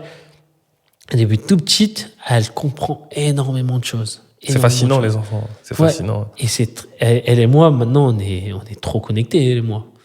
Trop connectés. Donc, c'est hyper facile de s'occuper d'une fille comme elle. Vraiment facile. Moi, je la déposais à 8h30, j'allais courir, j'allais faire mon sport parce que j'avais pris quand même 15 kilos, tu vois. Ah ouais, quand même. J'avais pas le temps de faire de sport. Ouais. Je suis quelqu'un qui faisait 20 ans de break et tout. Pas le temps de faire de sport. Donc, hop, je la déposais, j'allais courir 1 heure. Je revenais, j'allais la chercher, je faisais la cuisine. Je la redéposais, ma petite sieste, partie d'échec, hop, je retournais la chercher. Enfin, tu vois. Nickel. Très bon mindset. Et pour moi, c'était important. Je me suis remis dans la lecture, je me suis remis dans mes activités. T'as fait un reset, là, en fait. Ouais, voilà. Et puis, j'avais aussi envie de changer de sport. Je regarde beaucoup les animés, les mangas. Et depuis toujours, je regarde Hajime no Ippo. Je voulais changer de sport parce que je change de vie. Ouais. Donc, qu'est-ce que j'ai fait? Nouvelles expériences. Je me suis rasé le crâne. 1er janvier, je me suis rasé le crâne, je change de vie, je change de crâne. Quand j'ai arrêté chez Epidis, pour la maison du je me suis rasé le crâne aussi. Pour moi, c'est un rituel. Tu changes de vie, tu tournes une page, rase-toi et respire. Et t'es parti, ouais. Voilà. Ok. Donc, j'ai voulu changer de sport et donc je me suis mis à la boxe anglaise chez Houssine de l'île Bois-Blanc. Ok, Excellent d'accord. club, vraiment. Donc en loisir? En loisir, parce que Pareil, je fais de la boxe aussi en loisir. la boxe anglaise. C'est excellent. Franchement, c'est Ouais, excellent. j'ai voulu changer et je me suis mis à jouer aux échecs aussi. Très important. La stratégie, c'est quelque chose qui me passionne. C'est incroyable. tu vois. J'ai voulu me remettre dedans là via Duolingo et tout, mais faut trouver le temps. C'est Faut ça. le temps de se former. Ouais. Donc, depuis un peu plus d'un an, je reprends un rythme qui est très bien. Puis, je me suis dit, tiens, allez, ça y est, bon, ça fait 1 an que je me suis occupé de ma fille. Je suis très bien dans ma tête, je suis très bien dans mon corps. Tout se passe bien. On m'a sollicité pour ouvrir notre boutique de donuts. Je me suis dit, non, c'est pas le temps, vu les tendances. Moi, je prônais vraiment le premium. Moi, c'est important. Je ne pouvais pas faire des trucs, basiques. Tu vois, comme Ok. les boutiques de donuts que tu vois, c'est du surgelé. Moi, c'est pas trop mon truc. J'ai fait un CAP, je prends de l'artisanat, je vais faire un truc qui soit artisanal, tu Non, vois. clairement, à la hauteur Après- de ce que tu as appris. Après, il y a des trucs qui sont surgelés. Attention, c'était obligé quand tu fais de la pâtisserie de faire du surgelé. C'est obligé. Mais moi, je voulais pas faire de cette manière-là. Tu vois, je voulais la faire autrement. Donc, je voulais pas acheter une pâte toute faite, surgelée, et ensuite mettre juste du topping. Pour moi, c'est pas ça, tu vois, être artisan. Ok. Tu peux faire une pâte à donuts, la surgeler, la ressortir, la remettre en chambre de pouce comme un croissant, et ensuite faire tes trucs. Donc Ça, c'est toi qui normal. l'as fait du début à la fin. Ouais. Voilà. Et donc, je me suis dit, c'est pas la tendance. La France va pas très bien. Donc, je me suis dit, tiens, je vais retrouver un métier qui me plaît, un métier de commercial, pourquoi pas. Donc, j'ai travaillé dans une entreprise de dératisation. Rien à voir avec mon métier de chef de secteur. Dératisation. oui. Ouais. Mais ça paye, il me semble. Ça paye bien. Ouais. Ça paye très bien. Donc, dératisation, je passe l'entretien, ça se passe bien. Septembre, je suis pris, très bien. Je travaille pendant 6 mois. Et je me dis, oh, c'est bien, mais c'est pas ce qui me passionne, tu vois. Moi, Ouais. je suis passionné par la food, je suis passionné par la vente, mais la nourriture. Tu vois, j'ai travaillé au KFC. Mes parents avaient un magasin de fruits et légumes. Ouais. Je travaillais chez Epidis, c'était de l'alimentaire. J'ai ouvert une boutique de noces. J'avais Il y besoin avait toujours de piger cette l'alimentaire. appétence. Ouais. Ouais. Donc, j'ai travaillé pour une autre boîte, là en mars, qui s'appelle Mac Co, MC Co, qui vend toujours du chocolat très premium, du chocolat italien, Caffarel. Puis j'ai décidé d'arrêter Ok. aussi parce que je ne retrouvais pas les sensations que je voulais. Puis la rémunération, tu vois, tu sais, il faut vivre. Hein, Bien faut, sûr. Clairement. moi, je ne crache pas là-dessus. Hein. Donc, j'ai repostulé. Et aujourd'hui, prochainement, je travaillerai pour une autre boîte qui s'appelle Philippe Maurice. Donc, boîte internationale sur la cigarette, les clopes. Et j'ai déjà des retours quand je parle ça à ma famille. Ils me disent, bah, ça te ressemble pas, Mais c'est c'est pas vrai très que éthique. c'est étrange comme choix. Je leur explique, oui, mais t'aurais préféré quoi, que je travaille chez Coca-Cola? Tu vas me dire quoi si je travaille chez Coca-Cola? Si je travaille pour une entreprise de sucre, tu vas me dire quoi? Ah, le sucre. On peut toujours dire quelque chose sur. On pourra toujours dire ça. Mais les avantages, c'est que chez Philippe Maurice, je sais comment je serai traité. Et ça, c'est le plus important, l'humain. Et eux, ils mettent à cœur là-dessus. Moi, le plus important aujourd'hui, voilà, c'est que là, je suis en vacances. Ça se passe très bien dans ma vie. Je veux ouvrir une boutique de donuts. C'est ce que j'allais te dire. Peut-être pas de donuts, mais je te sens ouvrir quelque chose. J'aime beaucoup l'entrepreneuriat. Hein. J'aime beaucoup. On peut pas s'en défaire une fois qu'on a mis un pied là-dedans. Ouais, on peut pas, mais en même temps, tu vois, la France, elle n'est pas faite pour les entrepreneurs. Moi, je le dis. Mais je pense que tu feras quelque Après, chose ça de dépend. peut-être un peu plus passif. Ouais, un peu plus digital, Voilà. je pense. Moi, c'est Quelque ce chose que d'un je peu fais. plus passif, sans avoir besoin d'avoir encore la tête sur le guidon et de Voilà. risquer encore de louper du temps avec ta famille. C'est ça. Pour moi, j'ai vraiment appris que la santé, elle passe par la famille, le bien-être, l'équilibre. Et les jeunes prennent aujourd'hui ça, et c'est très important, c'est très bien. Mais un équilibre, c'est aussi faire la part des choses. Il y a quand même du travail aussi. Voilà. Il faut mettre aussi des efforts. Et pour clôturer avec la Maison du Nest, parce que c'est important de le dire, la Maison du Nest, ça fait une part dans ma vie, une très grosse part. Bien Ça sûr. a commencé en 2012-2013, aujourd'hui en 2026, donc ça a quand même 14 ans. Depuis l'aventure où j'ai mangé mes donuts à l'étranger jusqu'à aujourd'hui, tu vois. Moi, j'ai décidé d'écrire un livre qui est bientôt fini, Donc j'espère le sortir bientôt. Ça m'a pris quand même 2 ans pour pouvoir le C'est faire. top. Moi qui lis pas beaucoup, celui-là, je vais le lire. Bah, ce sera un livre hybride entre l'histoire de la Maison du Noce et d'où je viens, Ouais. pourquoi j'ai ouvert la Maison du Noce, et l'aventure de la Maison du Noce. Encore une fois, avec mon point de vue à moi, ma vision des choses, mes décisions, ma façon de voir comment a été créée la Maison du Noce et toutes les recettes de la Maison du Noce. Donc c'est un livre hybride avec l'histoire et les recettes. Ok. T'as une petite idée de la date de sortie ou pas? Bah, j'aimerais bien la sortir pour la fin d'année. Enfin là, ce serait bientôt. J'ai fait à peu près 10 chapitres déjà, donc Ok. c'est bien. Après, il me reste à faire des chapitres sur les recettes. Donc pour conclure là-dessus, la Maison du Noce, c'est une grosse part dans ma vie. Et je vais vraiment l'achever par ce petit livre. Après, moi, je le fais aussi pour moi, parce que j'avais besoin d'écrire ça. Non, et c'est un transmettre sentiment ça. d'accomplissement, ouais, je trouve. Voilà, c'est pour moi de transmettre ça à ma famille, à ma fille, à ma femme, à ceux qui veulent lire, ceux qui ont Non, c'est connu beau. la Maison du Noce. C'est beau, c'est beau. Et puis voilà. Je pense qu'une fois que tu l'auras sorti, si t'es chaud, on proposera un concours du coup à la communauté pour le gagner. Le Avec dire. grand plaisir. Ça serait top de Avec pouvoir, grand de pouvoir plaisir. faire un. Donc moi, Un je petit fais jeu ça, concours je comme fais ça. vraiment ça pour le kiff. Ouais. Maintenant, tant mieux si les gens l'achètent. Tant mieux pour moi s'ils l'achètent pas. En même temps, c'est pas Toi, grave. tu l'auras fait. Comme Moi, tu je l'as l'ai dit, fait. tu l'as fait déjà C'est avec une l'envie de conclusion. le faire. Ouais, voilà. C'est une conclusion, c'est tourner la page. C'est top. Et c'est le plus important, tu vois. Pouvoir transmettre des valeurs qui sont importantes. Et c'est ce que je vais transmettre dans ce livre, c'est que il n'y a pas une voie, il y a plusieurs voies. Chacun choisit, tu vois, sa destinée, sa voie. Et comme disait Laurent Gounel, il faut s'écouter. Et comme dit Bruce Lee, un philosophe, be water, my friend. Sois comme l'eau, adapte-toi à ton environnement. Tu vois, Ok. c'est des choses qui sont hyper importantes et c'est des choses que j'ai compris avec le temps. Des paroles très sages. Je Des pense paroles que c'est très sages, important. ouais.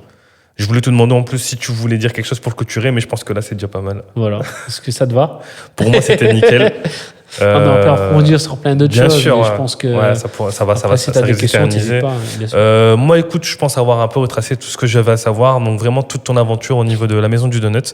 J'ai appris beaucoup de choses. Merci. J'espère que ceux qui nous écoutent et qui nous regardent pourront en profiter également. Encore une Encore fois. merci d'avoir fait Mais de rien. le trajet pour venir nous voir, d'avoir été aussi accessible. Mhm. Ça s'est fait avec beaucoup de fluidité. Bilal, il m'a dit, ouais, non, j'ai quelqu'un, il faut qu'on le ramène et tout. Et t'as tout de suite dit oui, donc encore merci. L'histoire est encore- incroyable. Tu vois, encore une fois, je le dis, hein, j'ai été transparent. Et encore une fois, c'est ma vision des choses. C'est moi, mes paroles. Maintenant, ça peut être pris comme il le souhaite. Moi, ça me dérange pas. Mais encore une fois, c'est ma vision des choses. Et si je le fais, si je peux transmettre, je transmets. Nickel. Écoute, j'aime bien. Droit dans tes bottes. Je te remercie. Encore merci, Meng. Et à bientôt dans Ça reste entre nous. Bah, merci à vous. Salut.